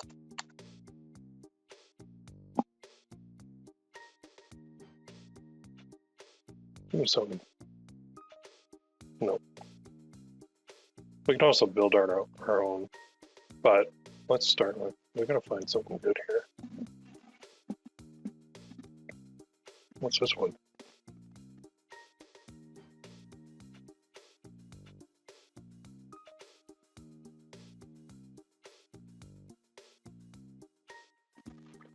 Yeah, more just looking at the text and the transitions because I can sub out the video. So actually, let's try this one. Okay, so let's use this. Don't worry about the background text or videos because we can change those. So this is a 3-part one. It's about 12 seconds long. So now what we can do is edit this. So if I go to the video, I can actually go here and I can try and find something like, see if anything comes up here. St. Patrick.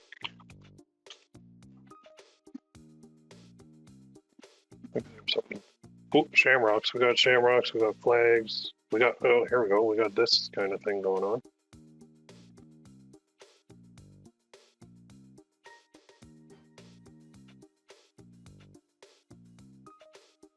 Well, let's start with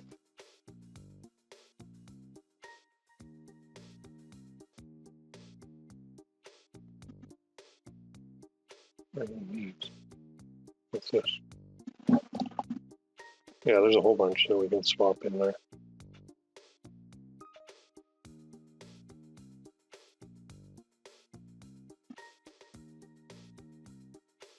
So let's start with this.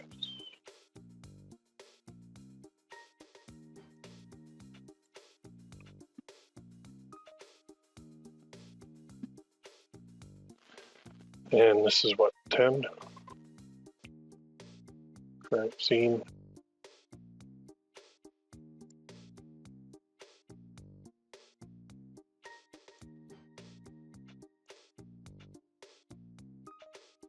Then all I'll do is make it bigger.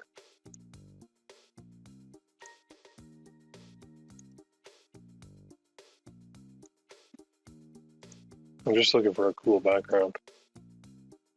So you can see why I also bought it. Because smaller. Okay, let me just play that scene. Okay, so now I can edit the text. So I can say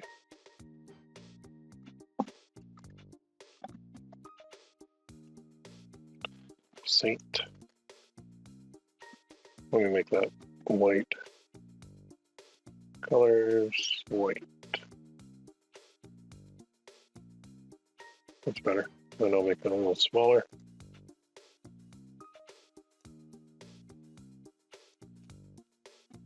That's a little big, so let's make that maybe half that. Yeah. Get rid of the worm. Smile.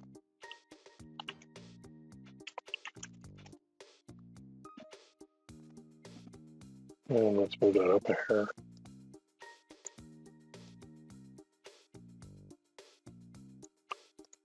Okay, and then let's go to this. Sometimes you gotta move these over. Well, let's just see what I did here.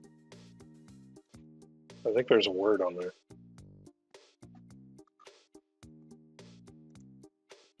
Nope, so we can move this. And we can change these colors if we wanted to like a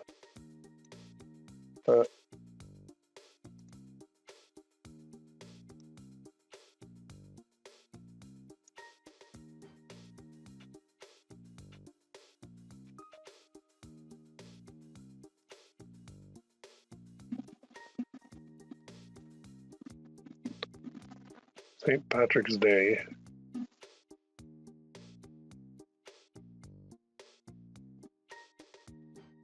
Let's move them up to there.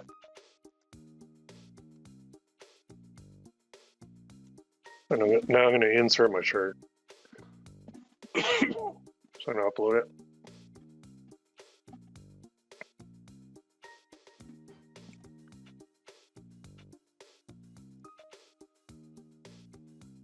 I'm going to go here.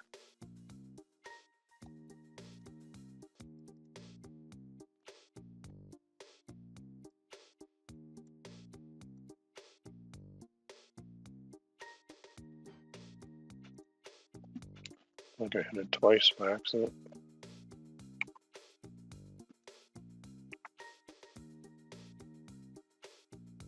Oh, okay, lost.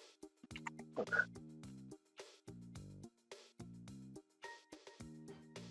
Cool part is when you screw something up, you can actually change it quite easily. So something like that. Again, I'm just totally winging this. This part can take a little bit of time to get it to how you want it, but you guys want to see all the nitty gritty, you got it.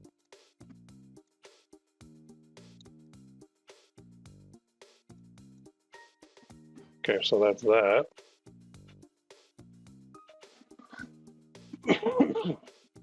That's a little long. I'll probably cut that scene down a bit. So if I want to change the length of it,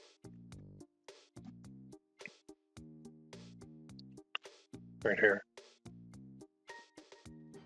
and go to there, and then I can go to this scene, and I could say, like, what does this scene look like?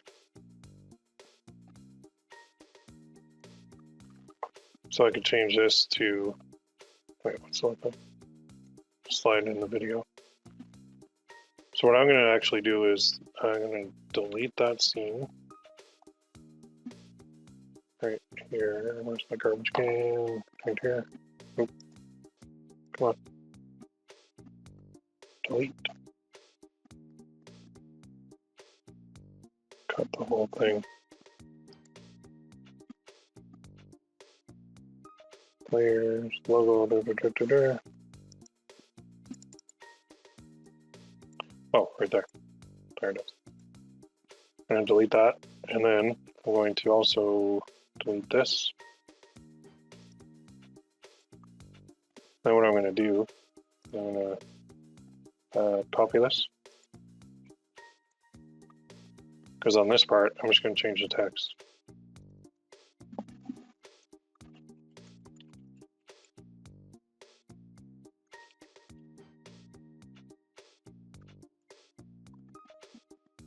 Then I could do this.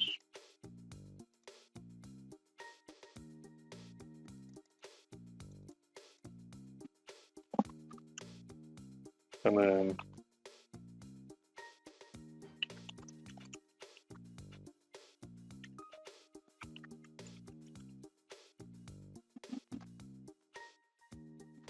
so this is really like, let's play the whole thing. That it might even be too long.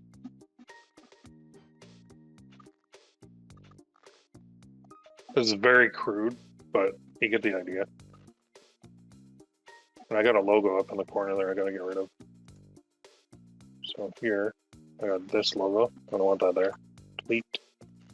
Here. Delete. Here. Delete. So I just made like a 16-second, which is fine. Very crude, but you know what? Ugly usually sells. That's what I find all the time. So this video is not the prettiest, I admit it. But for me to take, what did that take? Like 10 minutes to do? That's not too bad, in my opinion. So kiss me, I'm a name, St. Patrick's Day. Put your name on this. There. What are these? Transitions. Oh yeah, we got transitions too. So we could do a slide right if we wanted. Here. And then here we could do maybe a slide left. Let's see what that looks like. I might shorten the time of these too.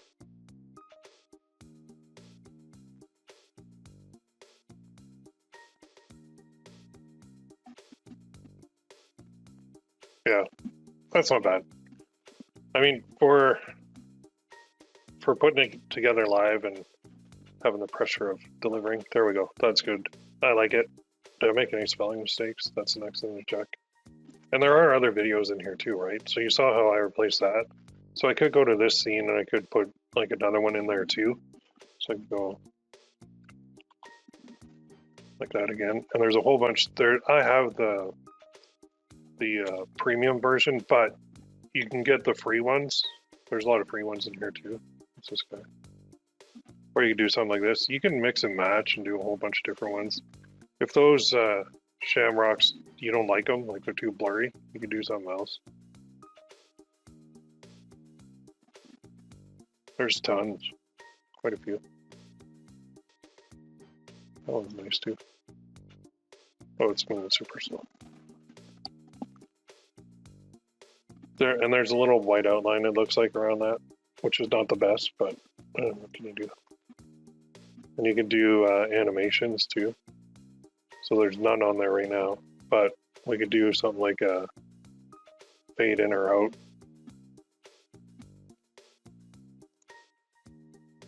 So let's try that.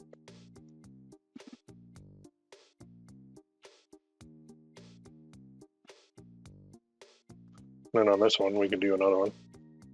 Make it bounce around a bit. So I'll click it and then go to animation. See what else we got. So there's nothing. So let's go to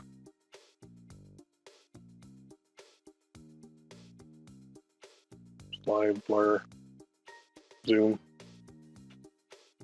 Let's try that. Play. Yeah, so it just moves on the screen a bit.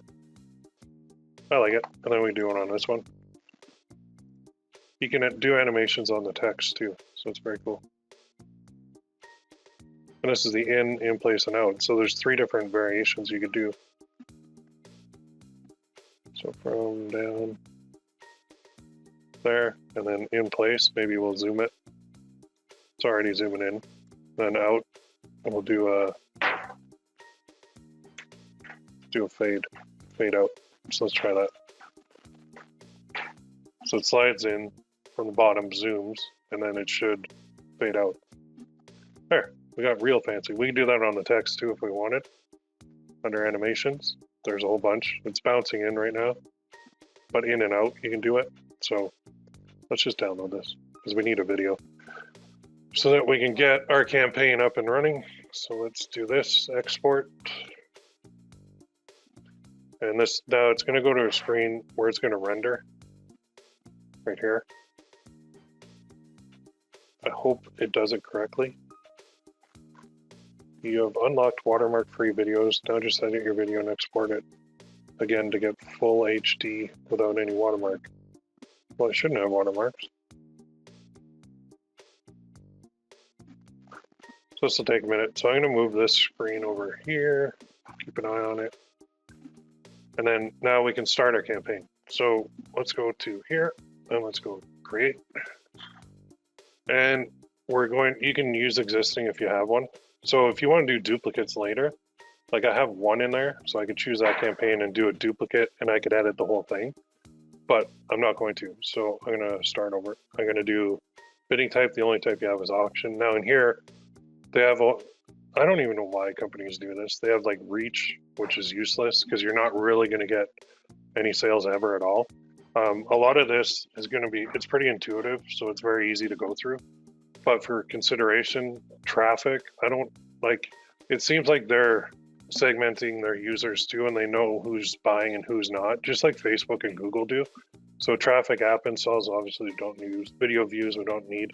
This is what we want, conversions. So in cost-wise, I mean, obviously it gets more expensive from reach to traffic to conversions, and you could, and what I'm doing in my other account is I am testing these two as well, because even though from my Facebook experience and my Google Ads experience, I'm thinking, you know, reach campaigns they never buy, traffic they never buy, but here on TikTok, because there's really not that many people in here, there's not as much competition at all.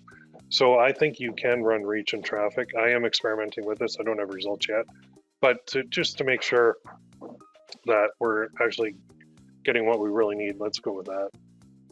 So my video is now ready. Sidebar. Let's go, just check your video too. Make sure it's right.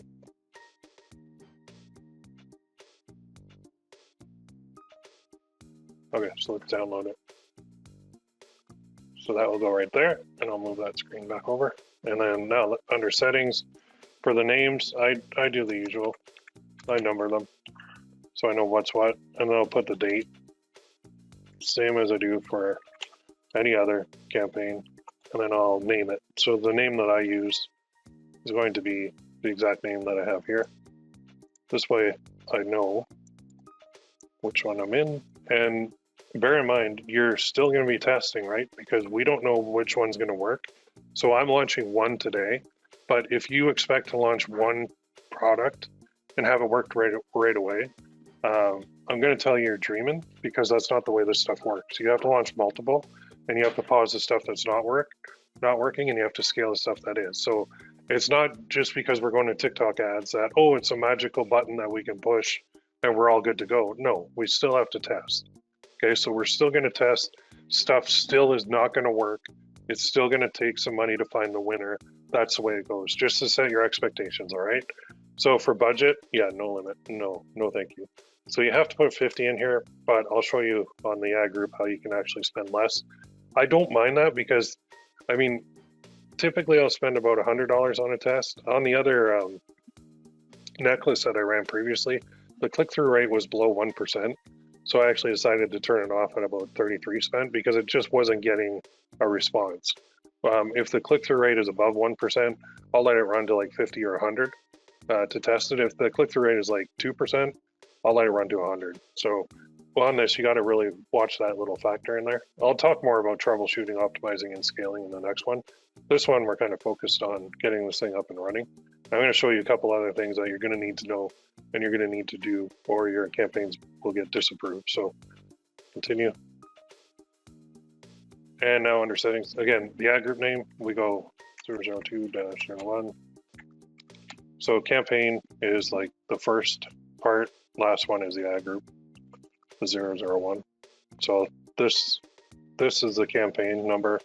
This is my ad set number within the campaign. That's how I do it. Just keeps it easy. Plus, when you have a whole bunch of these running, it keeps it very organized. And this one, I'm going to show you something too. We're actually going to, when you first run a TikTok ad campaign, they suggest you let it run wide open, and then you look at, you know, what's working, what's not working, and then you break it down from there. I don't do that. So I break it down by age group right off the hop, and you could do like 18 to 24, 25 to 34, 34, 35 to 44. So I'm going to do a bunch of different age groups, and I am going to start with this, 18 to 24. This is going to be USA. So these are the people that are on here, 18 to 24, actually 13 to whatever is on here, but I'm not going to target 13-year-olds, and it's females. So this is my first ad group, is going to be this age range, and I'll show you in a second what my targeting is going to be, and you're going to be like, what the hell? Okay, so let's go to the pixel. So kiss me, I'm a name, and optimization event is we want complete payment. Okay, and obviously you haven't received any events from the conversion because I haven't run the campaign. Thanks. So, all right. So placement type, we're going to select because when you run TikTok ads, they want to put it on these other apps too. I don't even know what these are, to be honest, and I don't care. I just want to run it on TikTok. So if you go auto, it'll go to all these. I wouldn't do that. Go select placement and TikTok. Now, there's a lot of debate between leaving comments on and video downloads on and all that good stuff. What I've been doing, I'm running experiments all the time, but I leave the comments on because I want people to comment, and if they want to download my video, that's cool because the video goes to like my page where they can, you know, buy it. So if they want to comment and share it and all that stuff, good, do it. That's fine with me. Automated creative optimization will automatically generate combinations of your creative assets, images, videos, and text and deliver high performing combos. We're not going to do this. We're going to run our own right now. Now, targeting. You can do it by audience, which we don't have any audiences right now. Once we do have a buyer's audience, we'll exclude them from it, but we don't have that yet. So location-wise, I'm going to go US. And these are the only countries you can target right now. So I'm going to go all of the US. I'm going to do females. And here's my split. So I don't want to do 13 to 17. I mean, they might share it and like it and all that crap, but I don't think they're going to be buying it because most of them don't even have a credit card. So my first campaign is going to be this, and I'm not even going to bother with 45 and up, but I might just focus on these two actually for this because this is where I'm finding the most sales come from. Languages, I want to put English. Now, interest and behavior, you could click this and you could go into all this. They just have categories. They don't really have, like I can't type in this. I can't type this in, funny shirt. It's all their categories, you just select them. So if you go to apparel, then there's bags, clothing, ordinary jewelry. But with this, I'm finding my method of like no interest stuff, just broken down by an age group and demographic targeting only, seems to be working best. Now, if you did have a specific product, like if you were, let's go here, sports and outdoors, outdoor equipment, maybe that's your company, that's what you sell, that's fine, but that's not what we're doing. So the interest targeting I don't bother with. Behavior, I don't really care about this stuff either. So if you click it, it'll like watch the end and then the category, it'll give it, watch the category. Should stay there. Yeah, watch the end, liked, comment, shared. I don't care about that. Oops. And under here, there's more categories. So this means watch to the end and you pick a category, and it's a type of video that they've watched to the end. So that could be interesting, but for now, we're just going to leave it. Family and fashion. Let's try fashion, outfit. Yeah, outfit. So we're not really into any of that. Entertainment. Maybe if they watched, I don't know, celebrity. Yeah, see, none of this really applies because we're doing a St. Paddy's Day funny t-shirt, so it could apply to anybody. So there's not really anything in here that we can use. So if they watch, like, comments, or shared videos within this category, then you can target them. So select a time period to include actions from. I don't even really need that. They might beep at me to hit 7 or 15 day devices. So you can do Android or iOS. For now, I'm gonna leave it wide open. Typically they're on Wi-Fi when they're looking at TikTok. That's why I found my kids are anyway. Carriers don't care. Device price, I haven't even looked at this. Budget. Now here's where you can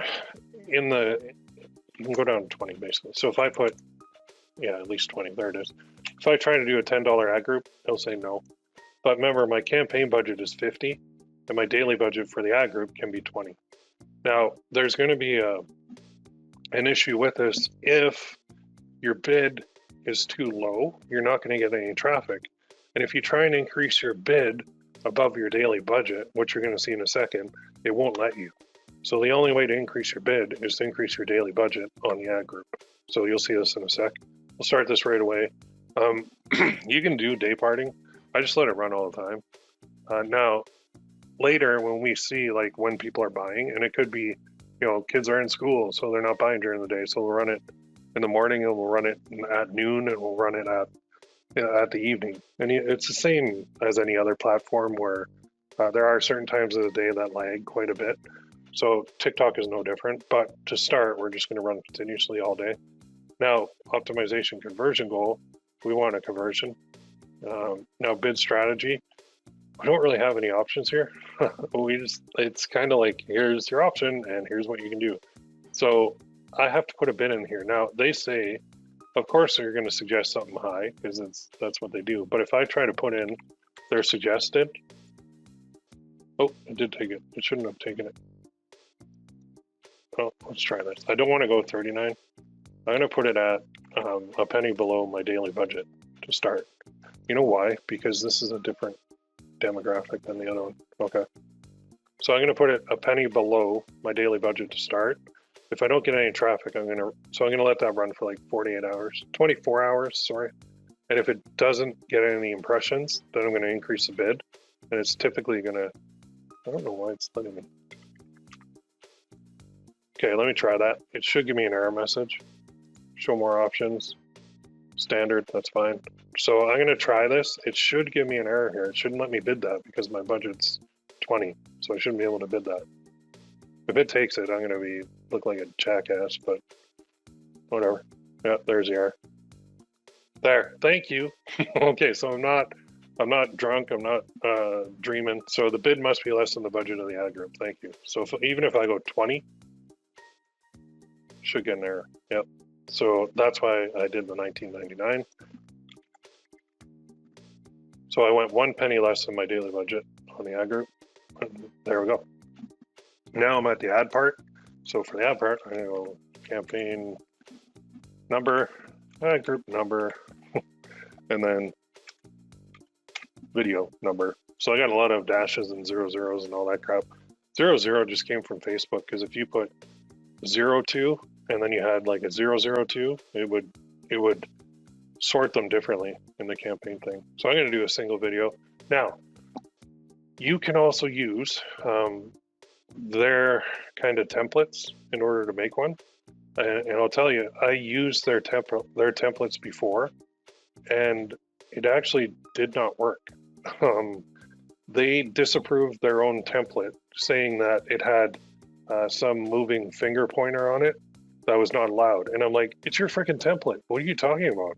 So after that, I just went and made my own or ordered them off Fiverr, and it seems to work better because I have more control. But they do have the ability for you to actually make, where'd it go? Make your own in here. Might be a different setting. Yeah, so you can use create. I think it's create. Yeah, so you can use their templates. But I'll tell you, their templates, some of them, they don't even approve. So if you're stuck, if you don't want to use InVideo, if you don't want to use Fiverr, you can go in here and create your own using their templates. And it's just like a drag and drop type deal. I'm not going to do that because the last time I did this, they disapproved my ad. So I said, well, screw you guys. Here's a how-to up here. So you can create them with their templates, but if you have any motion or any pointers or anything on the video, they'll disapprove it. So that's why I don't bother with that. There's how-to, whole thing, whole section for you guys. There's tutorials on this, right? But like I said, if you're gonna give me a template and then you're gonna tell me it's disapproved because of stuff in the template, then like, what the hell? All right, confirm, I don't need that. So I'm gonna upload my video. So I click upload, This is where I go to here. Oh, I guess in D drive, downloads. This one? Yep. Ready to upload? Okay, so upload it. And then you do have to fill in the rest of the stuff. I'll show you what to put in here. Because again, if you put this in wrong, they'll disapprove it as well. And there is one change that we have to make before we hit submit on this, otherwise they'll disapprove this right away. So, confirm. Now, don't hit submit until we do everything completely here, and we have to go back to Gearbubble for a second too. Okay, so do not hit submit until this is all done. So if I put display name as Bob McFart, I don't know. If I put that in there, they'll disapprove the ad because the URL it's going to is not Bob McFart. Okay, it's Gearbubble. So what I've found I have to put in here, and for a display name, I just put gearbubble.com. And that I don't need a profile, so I don't need my own profile in here. I just put my brand, and the brand is Gearbubble, not my brand, but the brand. So I put at gearbubble.com. Okay. Now text here, I can say it's got to be kind of short and sweet, but want in funny St. Patrick's Day shirt with your name on. See how it cuts it off? So I can't even do that. St. Patrick's Day custom shirt. That just fit. So you can't go too big in here because it'll cut it off. And then promotional music, that's fine. Under the call to action, you can do learn more or shop now. Shop now is pretty aggressive, but learn more is good because they're just going to learn more about this funny St. Patrick's Day custom shirt. So that's cool. URL, so this is where we grab our URL from here because obviously we got to send them here. Paste. And then profile image, I don't have one, so I'm not going to put one in there. I think I'm good to go without that. I, as a legally authorized representative of my company, authorized TikTok, blah, blah, blah, blah. Yeah, sure. Now don't hit submit, okay? Because if you hit submit right now, it'll be automatically disapproved because there is one issue that we have. So TikTok has bots, and the bots go to the page, and the bots scan the page. And if the bots don't find what they want, then the bots disapprove the ad. So Gearbubble is good. Like they have this contact us, about us, FAQ, term support. So if I go here and open that in a new tab, you can see how to contact people. So if you've gone through it already and it's support@gearbubble.com. So this email is something that TikTok wants on the landing page. So even though the link is right there and Gearbubble is compliant with everybody else, TikTok has an issue with it. So the other thing is they have FAQ terms and track order. TikTok requires a privacy policy link on this page, otherwise they'll disapprove the ad. So I talked to Don and he said, well, he'll have to work on it to see if he can get it down here because Don does a lot of conversion optimization on this page. That's why this page converts so well. So I said, okay, well, while you're doing whatever you got to do or thinking about it or looking at it or running it by your tech team, whatever you're doing, that's cool. But I'm going to go ahead and I'm going to do a little workaround. So under terms, or I think it's FAQ actually, I need the privacy policy. So you can see Gearbubble has everything in here. It's just TikTok is being dumb. And they're like, well, I'm not going to go look under the terms for the privacy policy. It's got to be right on the front page, which is stupid. So TikTok is being dumb. Privacy. Was it under terms? Terms.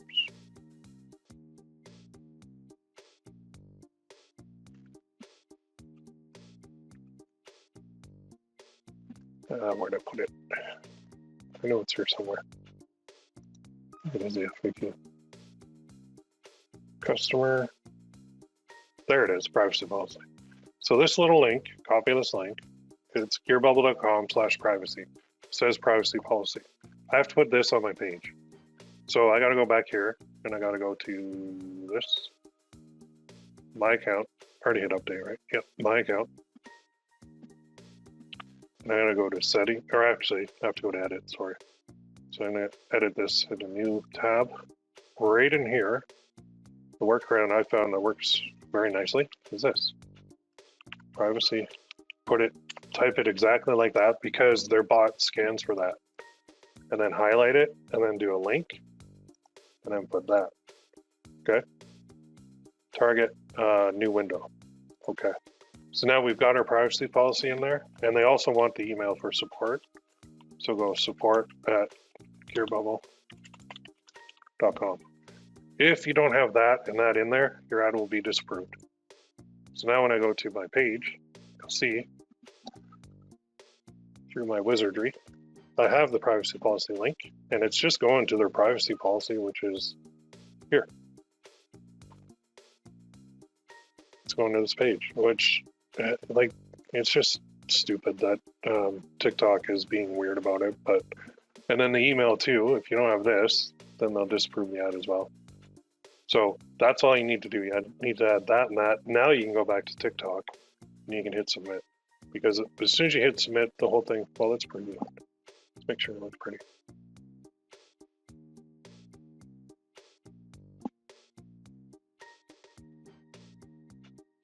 Yeah, so short, sweet, 5-second bursts, little movement. And apparently my daughter told me you can swipe on TikTok to get through to the link, or you can click it. So they can click that, learn more. All right, submit. So now I will not be automatically disapproved. So if you guys have went through this on your own and tried to hook it up to Gearbubble, you would have a disapproval. And now the good part is their support is actually pretty good. Like, they actually get back to you, and that's, I posted in the group too. I said I'm in shock because I got an ad disapproved and I asked what was wrong, and they told me exactly what was wrong, and they told me exactly how to fix it. And I was like, who are you? Are you an ad company? Because Facebook doesn't do that. They would tell you to go look at their blueprint, which is completely useless information. But TikTok, they actually have real people that are responding, and it didn't take a week. It didn't take 3 months to get a response. Like, it's just amazing. So not delivering in review just means just that. If we didn't have the privacy policy in the email on the landing page, we would be disapproved. And then they would tell us, like, hey, you don't have the privacy policy or the support email on the landing page. So that will save you guys a little bit of hassle, because you don't have to go through that whole runaround. But now we actually want to go back to the ad group, right? Because we want to go here and we want to copy this ad group, because this one is 18 to 24, right? So let's do a copy. Number of copies, we'll just do one into the existing campaign, dupe. And now we want to go to the next age range within this ad group. So that's the only change I'm going to make, is I'm going to go 25, 34. And this will be a female. And now here, I'm going to change this from a 1 to a 2. I'm going to scroll down. Everything else is going to stay the same, except this. I'm going to remove 18 to 24, and I'm going to put 25 to 34. Now my bid might even be a little bit high, because this is a lot of people, 14 million or 17 million. I think these estimates are off, but I don't know.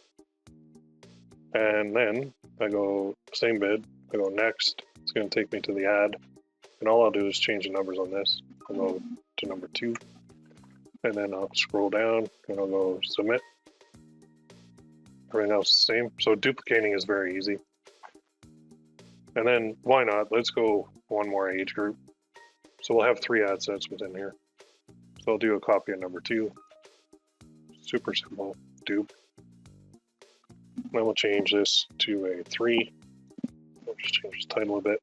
So we'll go 35 to 44, which will change dramatically the number of people. So we'll go down here. I'll move 25, 34.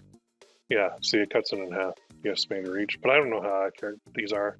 Same with Facebook or whatever. There's a summary. Okay, next. I'll just change the number on the ad to number 3. Scroll down, submit. Now, once that Fiverr ad is ready, I can also put it in here, but we've got enough assets now to go on. So if I go to my campaign, we'll see the structure. So it's this campaign, and there are 3 ad groups within it, and there's 1 ad per ad group. So each of these has a budget of 20, even though the overall campaign has a budget of 50. So the most I'll spend in a day is like 20. From what I've seen, they're not going over the budget. So for those of you familiar with Google ads, YouTube ads, you know if I set the budget at 20, they will spend like 40, and I would have to pay 40 if they go over. But here, I'm finding they don't tend to go over.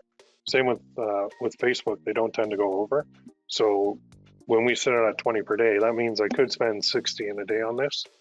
If I'm getting traffic, my bids might even be a little bit high for this, for some of these, because the more people in the audience, the lower you have to bid because there's less competition from advertisers.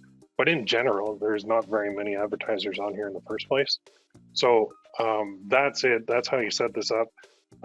There's going to be troubleshooting we have to go through. I kind of covered a bit with the ad disapproval already, got ahead of the next training session, but there's troubleshooting, optimizing, and then scaling that we have to look at. So we're going to talk about all that in the next training session because we're just coming up on the hour now. But did you guys get some value out of that? Are you pumped? Are you ready to go? Do you see the potential? Let me know in the chat here. You guys good? Crap, this is way too hard for me. Thanks for the great training. No, it's not. No.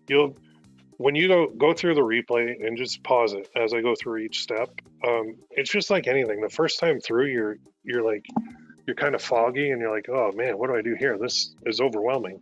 But as you do it more and more and more, it gets so easy. It'll be to the point where you're like, one launch campaign, boom, boom, boom, boom, boom, done. I think the hardest part of TikTok ads is actually creating the video. I think that's the hardest part. I was going to spend a full session on just video creation, but I wanted to make sure I got you guys up and running with this. So in the next session, I might go back and like tweak videos a bit because we're going to look at the click-through rate on TikTok is going to be a very key indicator of, does it even have potential? And like I already got to this a little bit, but if you run this for like a day and your click-through rate is below 1% without a sale, that means that it's not quite connecting. So it could just be that you need to do an ad that's a little better for that age group. I don't know. Maybe 18 to 24-year-olds don't like my background of the blurry looking stuff. I don't know. Maybe I have to change that. Maybe I'd have to make that look a little better. So who knows until we actually run it. And it's actually not blurry when I'm looking at the preview on my other screen. So that's a good thing. If you have images too that are blurry, they'll disapprove the ad, which naturally they want people to be able to see it, which leads me back to their other one. When I used their video template, I uploaded my necklace, like a transparent image of my necklace, which was perfectly clear, like crystal clear. I uploaded it to their template. Somehow it got blurry, and they gave that as a reason for disapproving it too. I'm like, what are you guys talking about? Like, this is your freaking template. You're screwing with my images, and now you're telling me it's blurry. Well, fix your template machine. Like, your template program is garbage. So if you want to avoid the headaches, then just do the videos yourself or get them made. Like InVideo is one I like, but there's multiple online video creation tools out there. That's just one I like a lot because once you use that too a couple times, it gets pretty easy to use. And all the animations you can do too are pretty cool. Fiverr is another option, but you're gonna have to pay. But at least you have a professional doing it. So typically when you use a pro, their end product is probably gonna be a little bit better than what you could do on your own.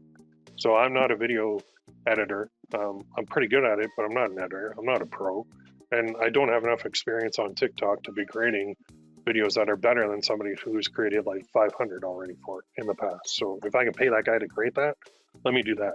So that any head start you can get, any leg up you can get is a good thing. All right, so people saying, yes, tons of information. I need to review this. All great, but how do I open an advertiser account on TikTok? I covered that in the last training session, which is in the forums right here. Go to the forums. Go here. Go here. Read me first. Right in this video. That's the first one. I covered that. Can you name some video apps? Thanks. Okay. Video. There's tons, but InVideo is the one I like. So online video apps. There's a whole bunch, so many. Animoto, these, Vimeo is like they host the video, they don't really take it, but I've gone through a lot of these, and so I only show you guys what I like and what I use, and so you can go through all these to find online video editor. That might be better.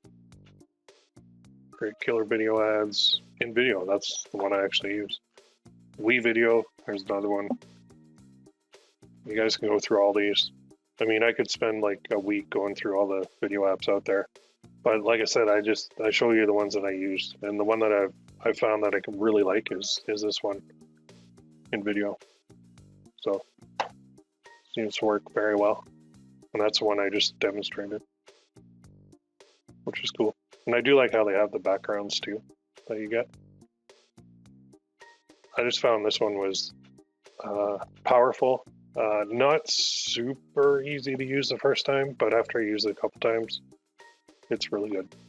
So this is the one I recommend for all of them. All right, I'm going to close with that. So your homework is to get a campaign up. So first you got to launch here. Make sure you put this and this in their description like we did. Then go to TikTok, create your pixel. Okay, put your pixel on your page. Now go back to TikTok and create your campaign. Okay, when you create your campaign and create your video, upload them, get them ready to go. It's going to take a while for them to review it. I found it's about 4 to 6 hours, depending on the day. I don't think they work weekends. So if you launch on a like Friday night, you're probably gonna have to wait till Monday. But I'm not 100% on that. I know that's the way with like Google Ads, and Facebook too doesn't work on the weekend. So if you have anything going into review, with your first campaigns, I think everything automatically goes to a manual review. After you have a little bit of history and they trust you a little bit more, then it'll probably be approved right away. That's what I'm seeing. So, all right, I'm gonna close with that. I will post this right here. See this where it says session 2? It'll be right here, and you can view it at any time. So go through this one first if you haven't yet, and then go through this. And then next week we are doing troubleshooting, optimizing, and scaling. So I'll talk all about that for the last training session. And remember, the key is you can't just launch one. It's not one and done. So if you do this once and you fail, good, you failed. Now you learned. Now go on to the next, and the next, and the next, and the next. And yeah, I did this for St. Patrick's Day funny t-shirt, which is coming up quick, but why can't we use TikToks for other things too, right? So, Mother's Day is coming up, and I guarantee you that a lot of these females that are on here are going to be buying gifts for their mom for Mother's Day. Hint, hint, hint. All right. Okay, I'm gonna leave it at that. Everybody have a great day, and post your questions in here too. Let's chat. Tell me where you're at. Tell me where you're struggling. If you hit any snags, let me know. If you get disapproved and you're not sure what to do, let me know. If you're having trouble creating a video, let me know. I can help you with in video too, because I'm getting really good at it. All right, have a great day. We'll talk very soon. Thanks, guys.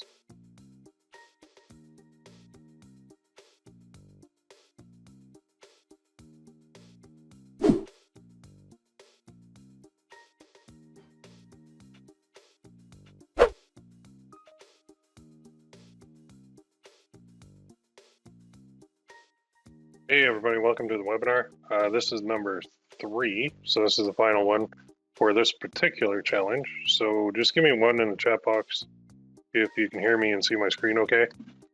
Should see a Google slide there on the screen.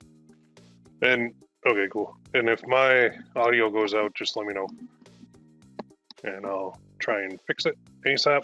All right, so we've got a campaign up. I got a couple things I got to cover here. Dealing with basically what to do next, right? So there is a couple things. As usual, we have to troubleshoot, we have to optimize, and we have to scale. So for troubleshooting, and I'm going to go into my campaign, there's a couple things that could be happening, and it's basically one of two. Either you have like no traffic coming in, which means you should give it at least 48 hours. Check the ad status, because sometimes it's disapproved. And I've had instances where I put three ad groups in there with the same ad, and 2 of them got approved and 1 of them got disapproved. And when I send in a ticket, they're like, "Oh yeah, here you go. We'll set it to active, no problem at all." You can also be bumping up your bids. And with TikTok ads, when you bump up your bids, you have to bump up your budget because your bid cannot exceed your budget, which I'll show you guys in a second too. You can also be doing a duplicate of the campaign in order to just kickstart it. Sometimes with all these platforms, you'll set up a campaign, and what they do is they like randomly pick campaigns to do manual reviews on. So that means that they'll like just randomly pluck one out. Even on Facebook, they'll do it, and Google, they'll do it, and they'll just send it to like a human team. So sometimes your campaign might be the unlucky one, and it might get sent to that, which is not a good thing. So if that happens, do a duplicate, and then usually that one won't get sent to the manual review for some reason, and then it'll start up quicker. And then put in a support ticket. I'm going to show you that too in a second. And they're usually pretty quick, although on this last issue, they haven't really got back to me yet. So I'm going to show you what happened. Traffic-wise, if you're getting traffic but the results stink, then again, it is the fact that the people are there, and you'll see clicks coming through. You can look at your click-through rate too. If your click-through rate on your ads is above like 1% or better, it means that they are responding nicely to your product. If your click-through rate drops below 1% and below 0.5%, then that means that your product is just not working. Maybe your video's off, maybe the product's off, but I would be just pausing that campaign and going for a new product. So it's just like any other type of testing where you have to find the winners, and cutting things off quick means you're going to save money in testing. And when a winner hits, it's the same as any other platform. You're going to see right away. It's just going to like smack you in the head, and there's zero doubt. So the people who are the last, like, I don't know if this is a winner or not. Well, then odds are it's not. But when you have a winner, you don't even ask that question. There's just zero doubt. So until you've experienced that hitting the winner feeling, you don't know what it is. So I'm just trying to explain what it is as best I can. So then you want to check your links too. So many times I've made mistakes with links because I type fast. I don't usually check my work. I'm bad for that. So check your links, check your tracking too, make sure that's working. And then does the product convert? That's the key one. So if you're getting traffic but no results, it's probably the product. Your targeting is your targeting. It is what it is. But we're building our products to target the demographic on the platform. So like I said before, I'm not going to be, maybe I should go against what I think, but I'm not going to be trying to sell like dad to daughter necklaces on TikTok. Although, who knows, right? Maybe it would work, but my gut says it's not going to, because I think it's females. And then I see guys, I'll show you this too. Let me go into this. See guys in my group. Now, mind you, this guy is doing huge numbers on the Shopify store. But right here, this one. So he's fired it up. He's got 2 sales already. And so I naturally thought, so he says, oh, awesome, congrats. And then he says, testing single interest and no interest on Shopify physical product. And then I said, I'm guessing you're targeting females. And he's like, nope, all genders, 1865 plus, USA and Canada. I was like, okay, all right. I would be interested to see which gender converted though. But it just shows you, like, if you do have a good product, it'll work. So what I'm saying is my product did not work, but there's other reasons. So let me go back here.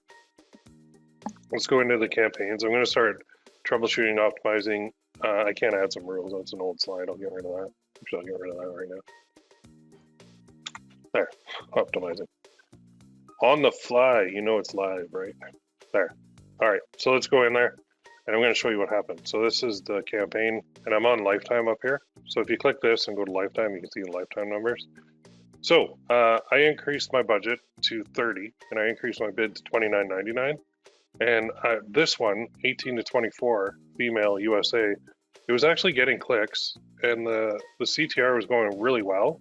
And then I think it was on the 7th or so. I think it was right here. Yeah, on the 7th, they said, they put a message up here saying I had to add funds to my campaign, or to my account, because I was running out of budget. So I think that was a Saturday or Sunday. Yeah, Sunday the 7th. I didn't really notice until like the Monday because I didn't really work on the weekend. Then on Monday, I'm like, okay, so I added some money, and then I look at the CPM. It skyrocketed. So I got like one click, and it cost me $4.12. But let's go back here to the 6th. Before I got that warning, look at this: 16 clicks, CPM $3.99, cost me $8.95 for 16 clicks on a 0.71% click-through rate. So I was very confused. I didn't understand why. Before it was going very well. These CPMs are fantastic. This thing would have got sales well and profitable too. I think it was on its way. It was well on its way to getting sales. Then the 7th hit, and I was running out of funds in my account. So they basically slowed the traffic dramatically. And I think as soon as they slowed the traffic dramatically, my CPM started rising. And then when I put money in, and watch, I'm going to show you the 9th too. My CPM started going up. And when your CPMs go up, that's not good because you're paying a lot more money. So, and then on the 9th, look at this. Insane. Are you kidding me? Something's broken with their system. So I had to pause the campaign. I couldn't keep it running. And then the 10th, I don't think I was even running. Yeah, I paused it. So once the CPMs went through the roof, and this is why you got to watch things too, right? I said, okay, well, I got to put a ticket into these guys because this is nuts. So I went to support. And right here, I actually said, and it went to 167.9, and I put screenshots and everything. So I said, yeah, my CPM went from $3.99 to $167.91. Why? It's insane. That's an insane price increase. Insane increase over the span of 24 hours. Can you fix this, please? I will not be advertising if you guys are jerking around the CPM rates like this. And then I said, okay, here's some screenshots. March 6th. So look at this. It's just the one that you saw. But you can see, I go from $3.99, 16 clicks, costing me 56 cents a click, to this one, which is the 9th. And all of a sudden, I'm at 167.81. One click cost me 29 bucks. I'm like, come on, guys, that's not cool. Unfortunately, these buggers haven't got back to me yet. But I mean, they got back to me on the 9th, and they said, thank you for contacting TikTok business support. My name's April. I'll be assisting you today. We understand you have concerns regarding your ad performance and CPM costs. We understand how this can be concerning, and we'll work our best to resolve this as quickly as possible for you. We've transferred your concerns to the appropriate team, and we'll get back to you as soon as they provide a response. Please feel free to let us know if you have any additional questions or concerns. Thank you for your patience. So that was on the 9th. And I just said, yeah, the CPM rate skyrocketed as soon as I put another top-up deposit on my account. There's something very wrong with your system. Let me know what you guys find. That was on the 9th. Today's the 11th. So I think they didn't work on the weekend, so I'm just going to say any update on this CPM issue. And it could just be some fluke in their system. I don't think they work on the weekend. I think that's why. Well, actually, the 9th wasn't the weekend. What am I thinking? The 9th was a Tuesday. So it's been like 48 hours. So any update? There we go. That's where we're at with that campaign. Now, what I'm going to do is I'm not giving up on anything. I'm going to start more campaigns in here. And in fact, I've got a lot of ideas for a lot of different things that I can do. I don't usually sell t-shirts, but I thought, you know what, let's give something new, something different a try on a platform that I haven't really used before, which was just doing something different, because you get bored selling the same stuff all the time. So I'm going to go back to the boring stuff, not boring as in making money, but just that I've been doing it for a long time. I should probably stay in my lane. T-shirt didn't work. So I know other stuff does work on here, and I could show you other accounts, but I don't want to because I don't want to get copied yet. So I'm going to continue with TikTok. I'm not giving up. St. Patty's Day, though, is coming up quick. Today's the 11th, and when is St. Patty's Day? St. Patrick's Day. Yeah, it's the 17th. So I mean, as far as that goes, it's pretty much done. It's like a week, so there's no way they get their shirt anyway. So if you do have St. Patty's Day stuff running, shut her down. The next one that I'm going to be focused on is this. And now I know this is different in all over the world, but here in Canada and North America, it's Sunday, May 9th. So if we go like this, days to Sunday, May 9, we've got 59 days till Mother's Day. So my next shift is going to be Mother's Day. And if you're wondering what am I going to sell, I put out a video too on my YouTube channel that you can watch. So if you go to YouTube, go to my channel and go top 3 ways Mother's Day. This one, top 3 ways to research Mother's Day print on demand products. Go here. There are a few that I found that are freaking funny, that are awesome. So I'm basically going to be selling these, but on TikTok. And I'm thinking of doing, well, I'm going to try everything. I'm going to try my bread and butter, which is necklaces. And I'm also going to try funny coffee mugs for it.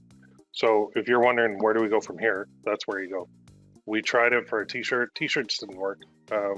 Maybe they do work, but we're going to try everything. So now, if you're looking at, scaling and that sort of thing, when you get results, so what I would plan is say, set your dollar amount for your test budget. Say it's $50, and you say, okay, I'm going to spend $50 on each product I test here. Once it hits 50 without a sale, I'm shutting down the whole campaign. I'm moving on to the next test. I would say test 30 between now and the next 2 weeks. So if you pull out your calculator, you're going to have to spend some money to do this. So if you go 30 products times 50, you're at 1,500 in testing. Now, you might think, oh, I can't spend that. No way, not possible. Okay, well, if you don't spend that, then you're going to struggle. So you have to invest into this to make money. So if we have 30 designs up, we're going to find at least 1 or 2 or even 3 big winners. Typically, my success rate is about 28%. So if I launch 30 products, then I know that I'll find about 8 winners, and those winners will more than pay for all my testing. So I'm going to have 22 that fail, and I'm going to have 8 that win. So if you go 8.4, well, I already know it's 28%. That's your magic number. For me, it's 28%. For you, it might be lower. So it could be that maybe 2 out of 30 actually work, which is 6.7%. So you have to know those numbers going in, and you have to invest in finding the winners. So it's not losing money, it's not burning money, it's not lighting money on fire. It's just finding winners. When you find a good product, there's going to be 0 doubt. And if you're looking for good products, just start going to places that have good products. Just say, funny. It doesn't have to be Mother's Day. Funny mom. Coffee mugs. Look at this. Tons and tons. Hold on, is that mine? I actually made that one. I actually got my neighbor to buy it so that I could see what they look like way back in the day. Yeah, there you go. There's a whole bunch of them. Thanks for putting up with a spoiled, ungrateful, messy, bratty child like my sibling. I made that one too. I actually gave that one to my mom. She laughed, and my sister loved it. So there you go. This one, it worked. I bought it and I gave it to her. And you can actually personalize these too. This one too. So anyway, we're gonna get into the Mother's Day stuff. What I wanted to do today was show you more about scaling and everything, actually live in the campaign, but I can't because I'm basically here. I'm in pause mode with this until they get this sorted. So I will be launching more campaigns, but if you guys have any questions, let me know. So here's a question. When you find a winner, how much profit can you make? Oh, good question. Okay, so let's do a little exercise here. And I'll share this sheet with you too. /sheets. Okay, what product do you want to work on? I'll share this. So let's call it, how much can a winner make? And so here's your product price. What do you want to do? Like coffee mug, necklace? What do you prefer? Necklace. Okay, cool. So product price, I know this one. So we're going to price it at $39.95. That means the profit is going to be $32. Okay. So units. We'll do start 1, increment 1, and then we can go like this. Let's go cost first, or we'll go base cost, which is going to be that minus that. $7.95 is my base cost, and then add cost. We can make this number whatever we want. So let's say it costs you, we'll put 8 to start. Maybe we'll put 10. Oh no, there's a necklace, not 8. I wish. If I could sell necklaces and they cost $8, that would be freaking amazing. All right, let's go 25. All right, so the profit is going to be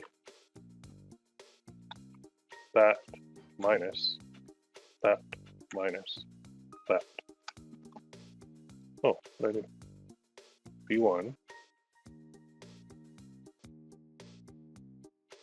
minus B1, or base cost. Oh, I put that there. So let's call that 7. Now, here's where we go. Units, net profit. So I'll say, yeah, I'll actually share this with you guys. So we'll go that. Net profit is that. And then I'll go equals that plus that. But I'll make this the little star thing.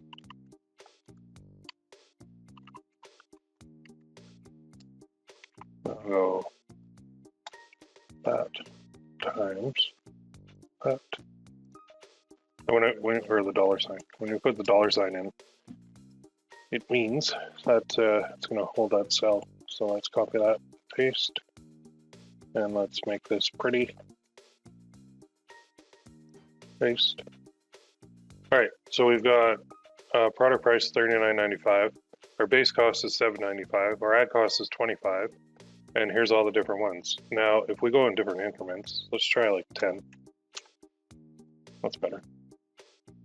So let's say you sell 101 units. Well, there's $707, but let's say you do better and even knock, well, let's keep an eye on this. So I'm going to just highlight this in a nice green. So watch this. As soon as I can bring my ad cost down by even $1, now I'm up $100. Another $1, now I'm up to there. Now I'm up to there. So if I can sell a necklace at $39.95 and it costs me $22 to get a sale, then at 101 units, I'll be making $1,000. So do you think this is possible? Like to sell 101 units of a necklace? Well, let's see. Let's just see.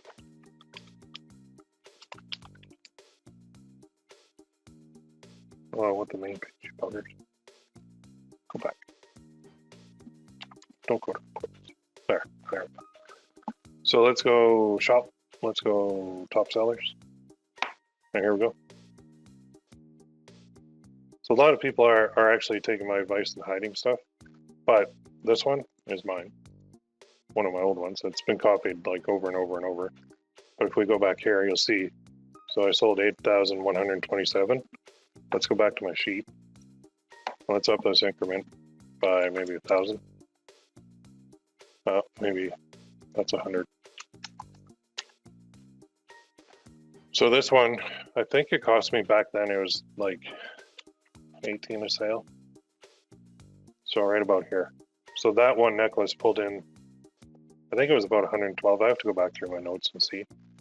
Approximately 112,000. So that's profit. That's like after your base cost and after your ad cost. And some people are like, what about taxes? I'm like, yes, taxes exist. So I don't know, chop 30% off that, 35% depending on where you live.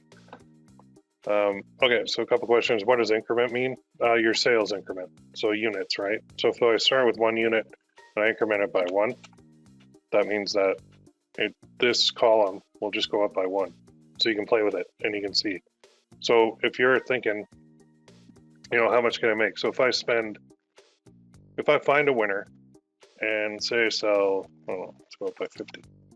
Okay, so I find a winner and I sell 500 units of that.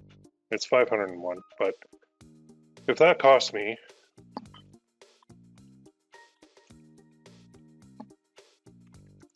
$1,500, then my profit after, I don't know, past testing costs, right, is going to be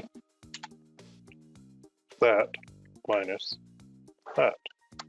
So you made that, but let's say in testing, you spent $50 on 30 tests, and so you had $1,500 spent on tests. Then your actual profit after, you know, subtracting your testing costs too, is $5,500. So I think visually, I should have done this a long time ago because I can see you guys lighting up the chat here. This is what it is, right? So in order to get to here, we have to get here first. So this is kind of like the barrier to entry, if you think of it that way.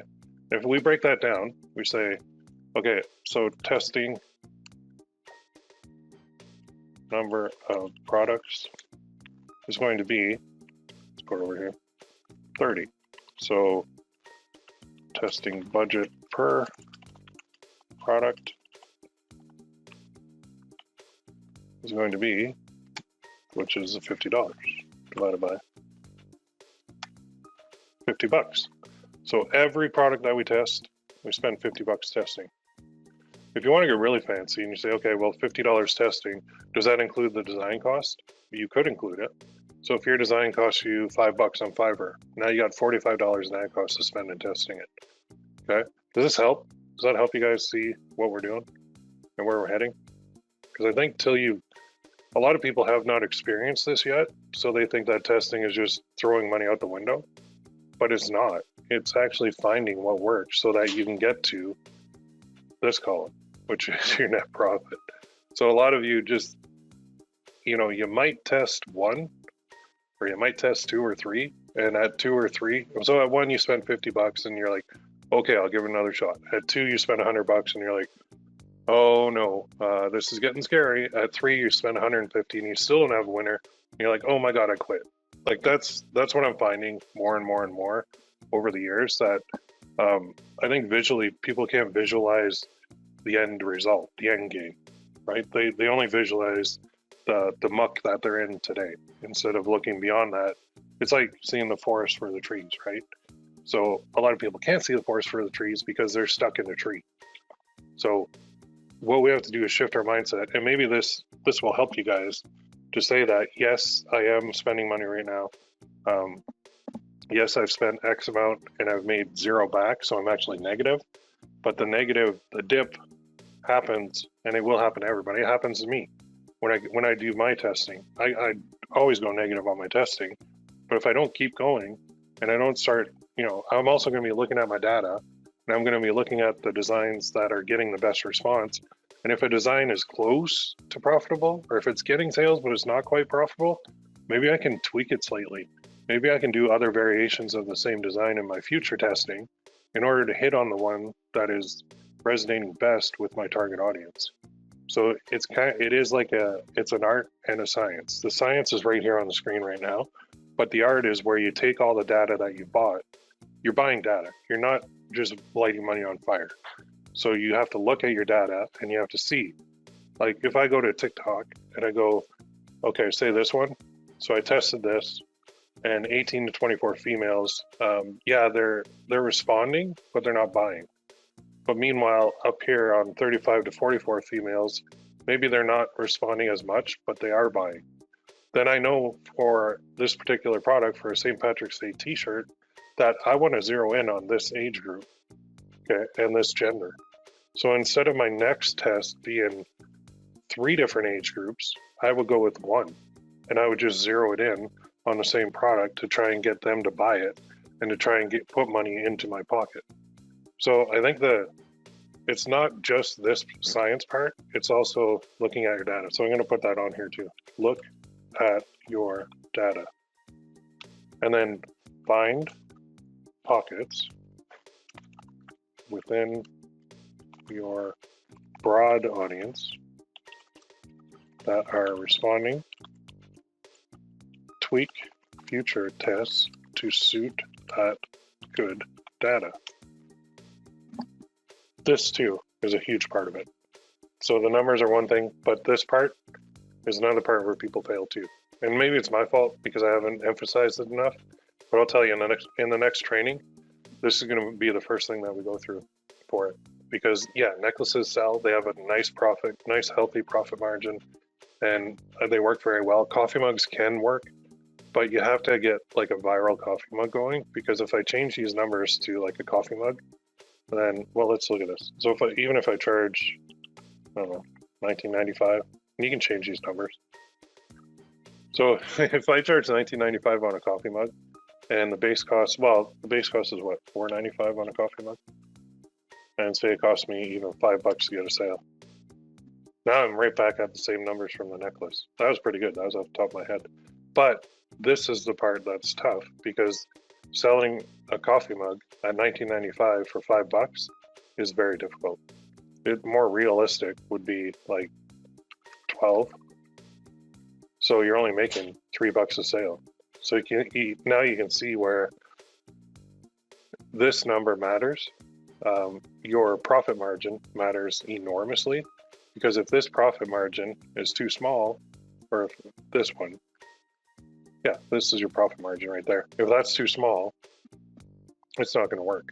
So that's why I like necklaces, because I can go $39.95, then increase this to $7.95. Oh yeah, if I could sell a necklace at $12, holy crap! Look at that. Even 100, I'd be at $2,000.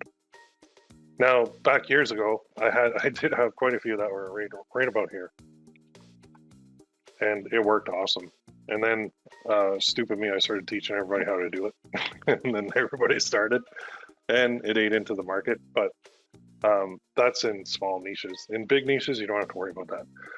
So, excuse me. The other thing is, targeting wise on TikTok, remember within here, we can actually go into I can edit these now because they're off. If I edit, well, that's the ad. I want to edit the ad group. Edit. So for things like, even for St. Patrick's Day, but for things like Mother's Day, what we did is left it wide open, right? We only went with females 35 to 44.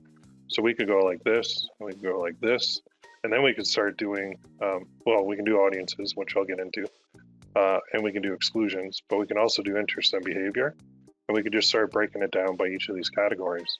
So instead of us running 10-year age ranges based on genders, we could run it wide open and just start plucking through these to see which ones are working. So if people are, maybe we just try a beauty and personal care one, and this one has a huge audience with no limit on the gender or the age. We could run this. So our test is basically this variable, and then so we test that in one ad group, and then we come back and we do a duplicate, and then we start testing that and see these are huge, and then we'll just kind of let TikTok figure out which one of these interests and behaviors work best. And then interest categories, oh, that's what we did. Yeah, and you could do behaviors too. So you could do video related actions, watch to end, and then categories. You can start breaking these down. So this is a way to, especially on a gigantic niche like Mother's Day, so everybody either has a mother or had a mother, right? Maybe the mother passed away, but the ones that we're shooting for are the ones who currently have a mother. And because this audience on TikTok is younger, these mothers are going to be, odds are the mom is still around. So I'm going to break this all down in the next challenge, but I'm kind of getting ahead of myself just because I got a little roadblock in front of me right now with the CPM issue. So this will get sorted, and once it is sorted, then we'll be off to the races with the next one. So when, I had a question here, when does this Mother's Day one start? So basically, yeah, we got to get into that pretty soon. Probably going to fire it up next week, honestly. I'm just gonna roll right through. Yeah, so I'm gonna say it. So the 18th is gonna be Mother's Day #1. Mother's Day challenge #1, and I'm most likely gonna be doing necklaces on TikTok, just to give you guys a heads up. So go 1, 2, 3, and then I'm gonna run it again after, and maybe I'll flip the product on the next one. Or depending on how this one does, I might expand even further. So I'm gonna go through a couple questions here. Also for mugs, how much is a reasonable amount to spend on the ads to make a sale? Yeah, so if we reset this, if you're talking like $19.95, and I think it's $4.95, right, for a mug. So if you spend, you can play with these numbers, but if you spend $10 to get a sale, then you got $5 in your pocket. Okay, so there's your profits. So you can make good money with mugs. You just got to sell them in volume. So if you can spend $10 to get one sale when it's priced at $19.95, that's a good thing. Can you make column E with a total for the numbers? This one?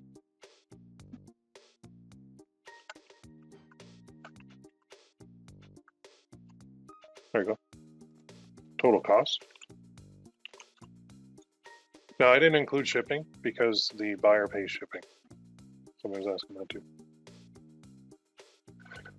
So now the question, if you don't put interest, will they still tell you what the interest is in a report if you get a sale, or only if you select an interest? They don't, I haven't found any reports in here that show that. The actual interest, maybe it's in here. These are basically our report variables. So we've got, which is helpful, but we've got like operating system, placement, gender, location, age, language. Oh, we do have interest. Oh, geez.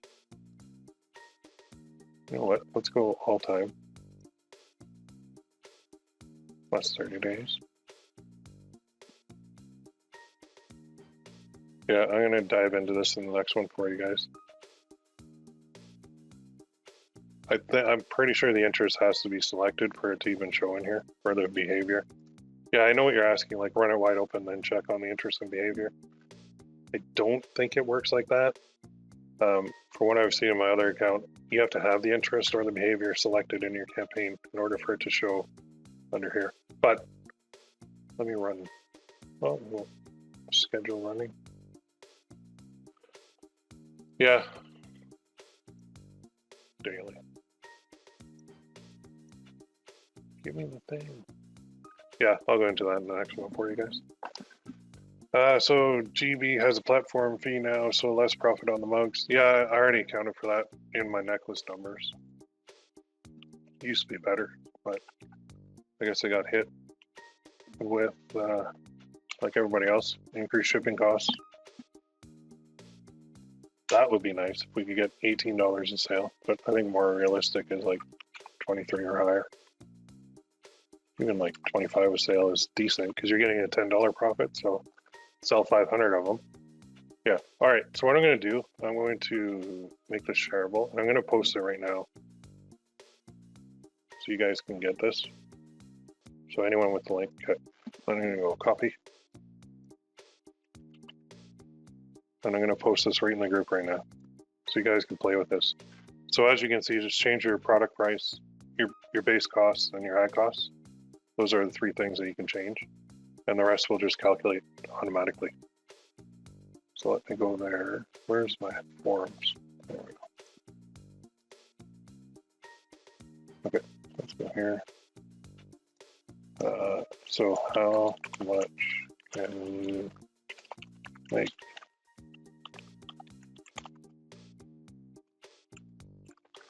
There you go. Tinker with the numbers. Okay, so you guys got it? Right there. And it should just, when you click it, it should say make a copy. Perfect. So you don't have to worry about messing up my sheet. It'll automatically make a copy. All right, another question. I'm UK based. Can I target UK only? Yeah, you can. Absolutely. Go to campaign. One of the options is UK. I'm pretty sure I saw it in here. Oh,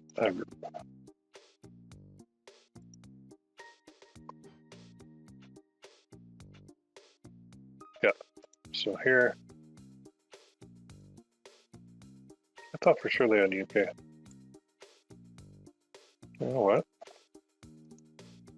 There's Canada. Japan, Korea, Malaysia. You can't. I thought United Arab was UK. Sorry. So no, you can't target UK only. Not yet. Usually they have a little thing here.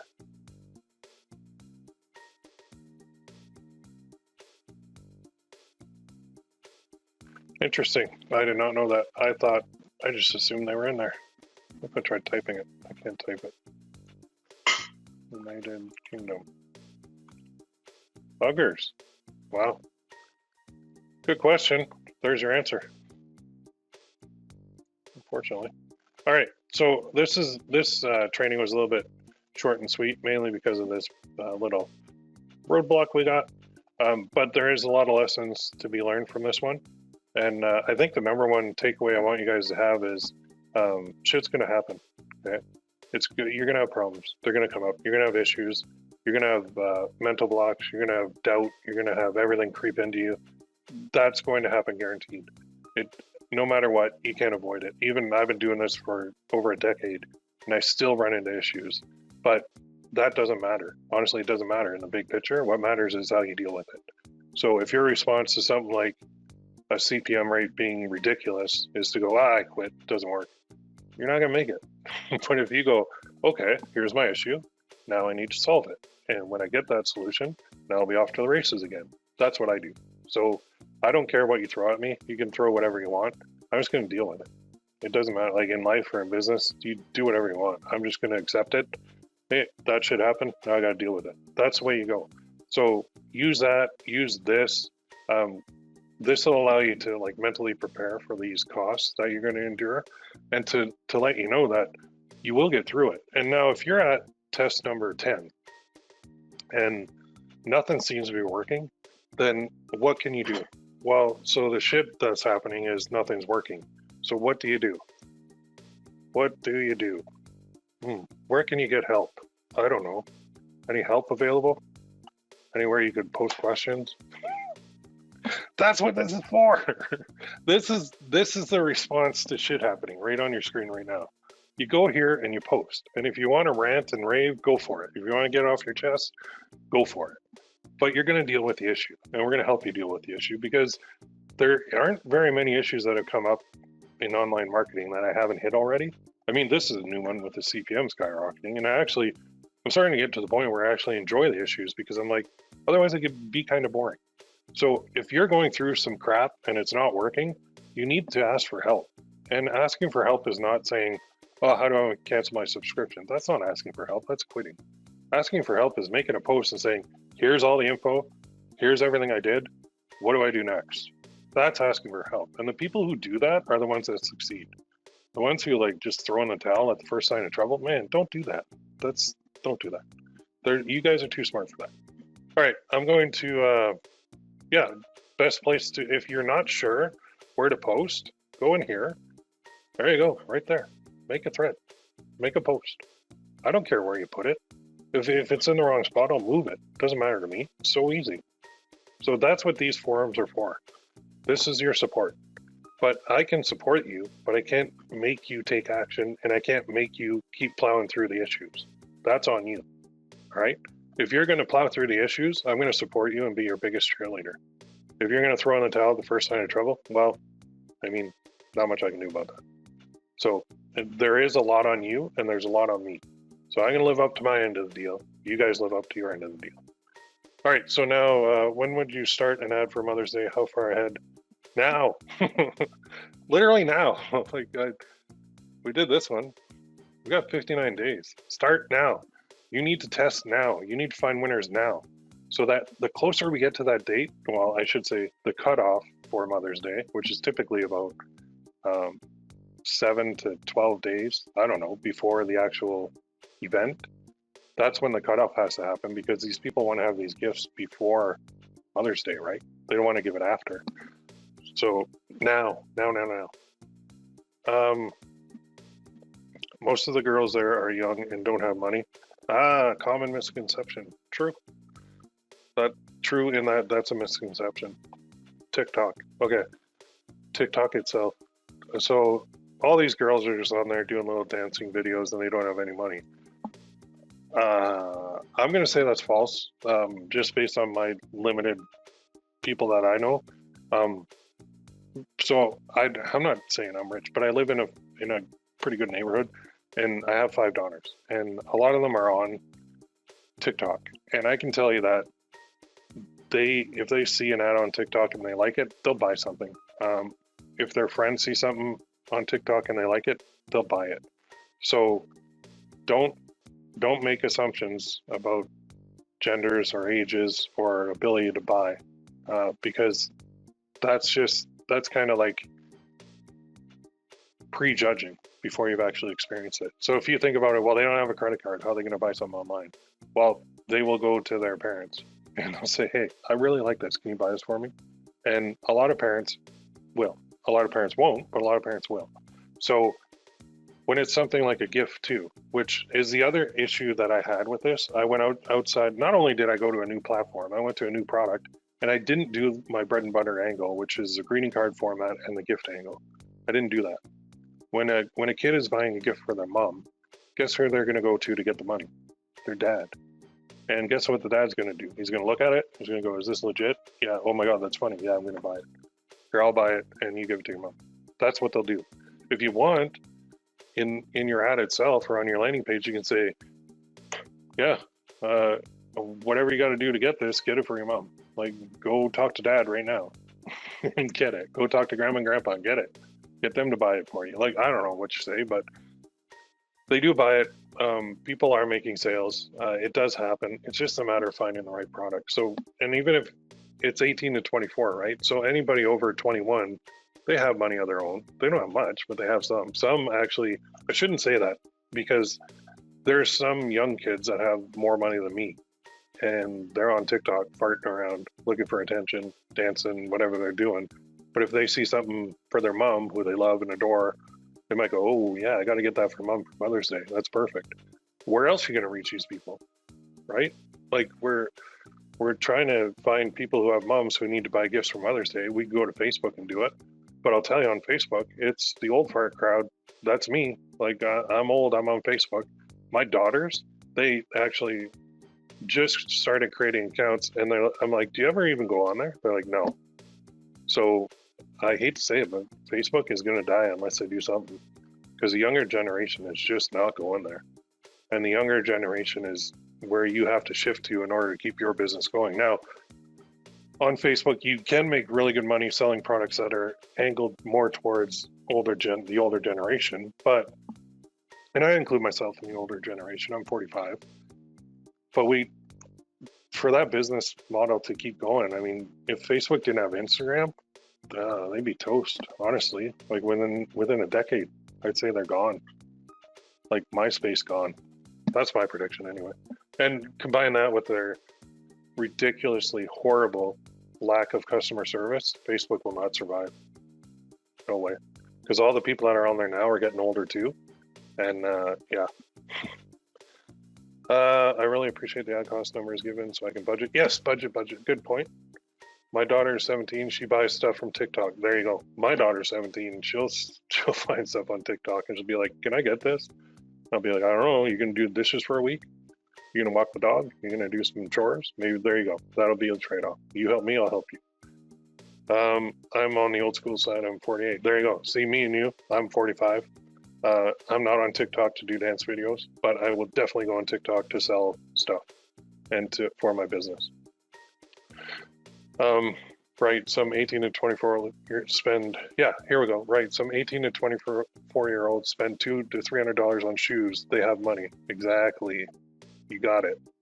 And I have one daughter who, of all things, she spends a buttload of money on eyelashes.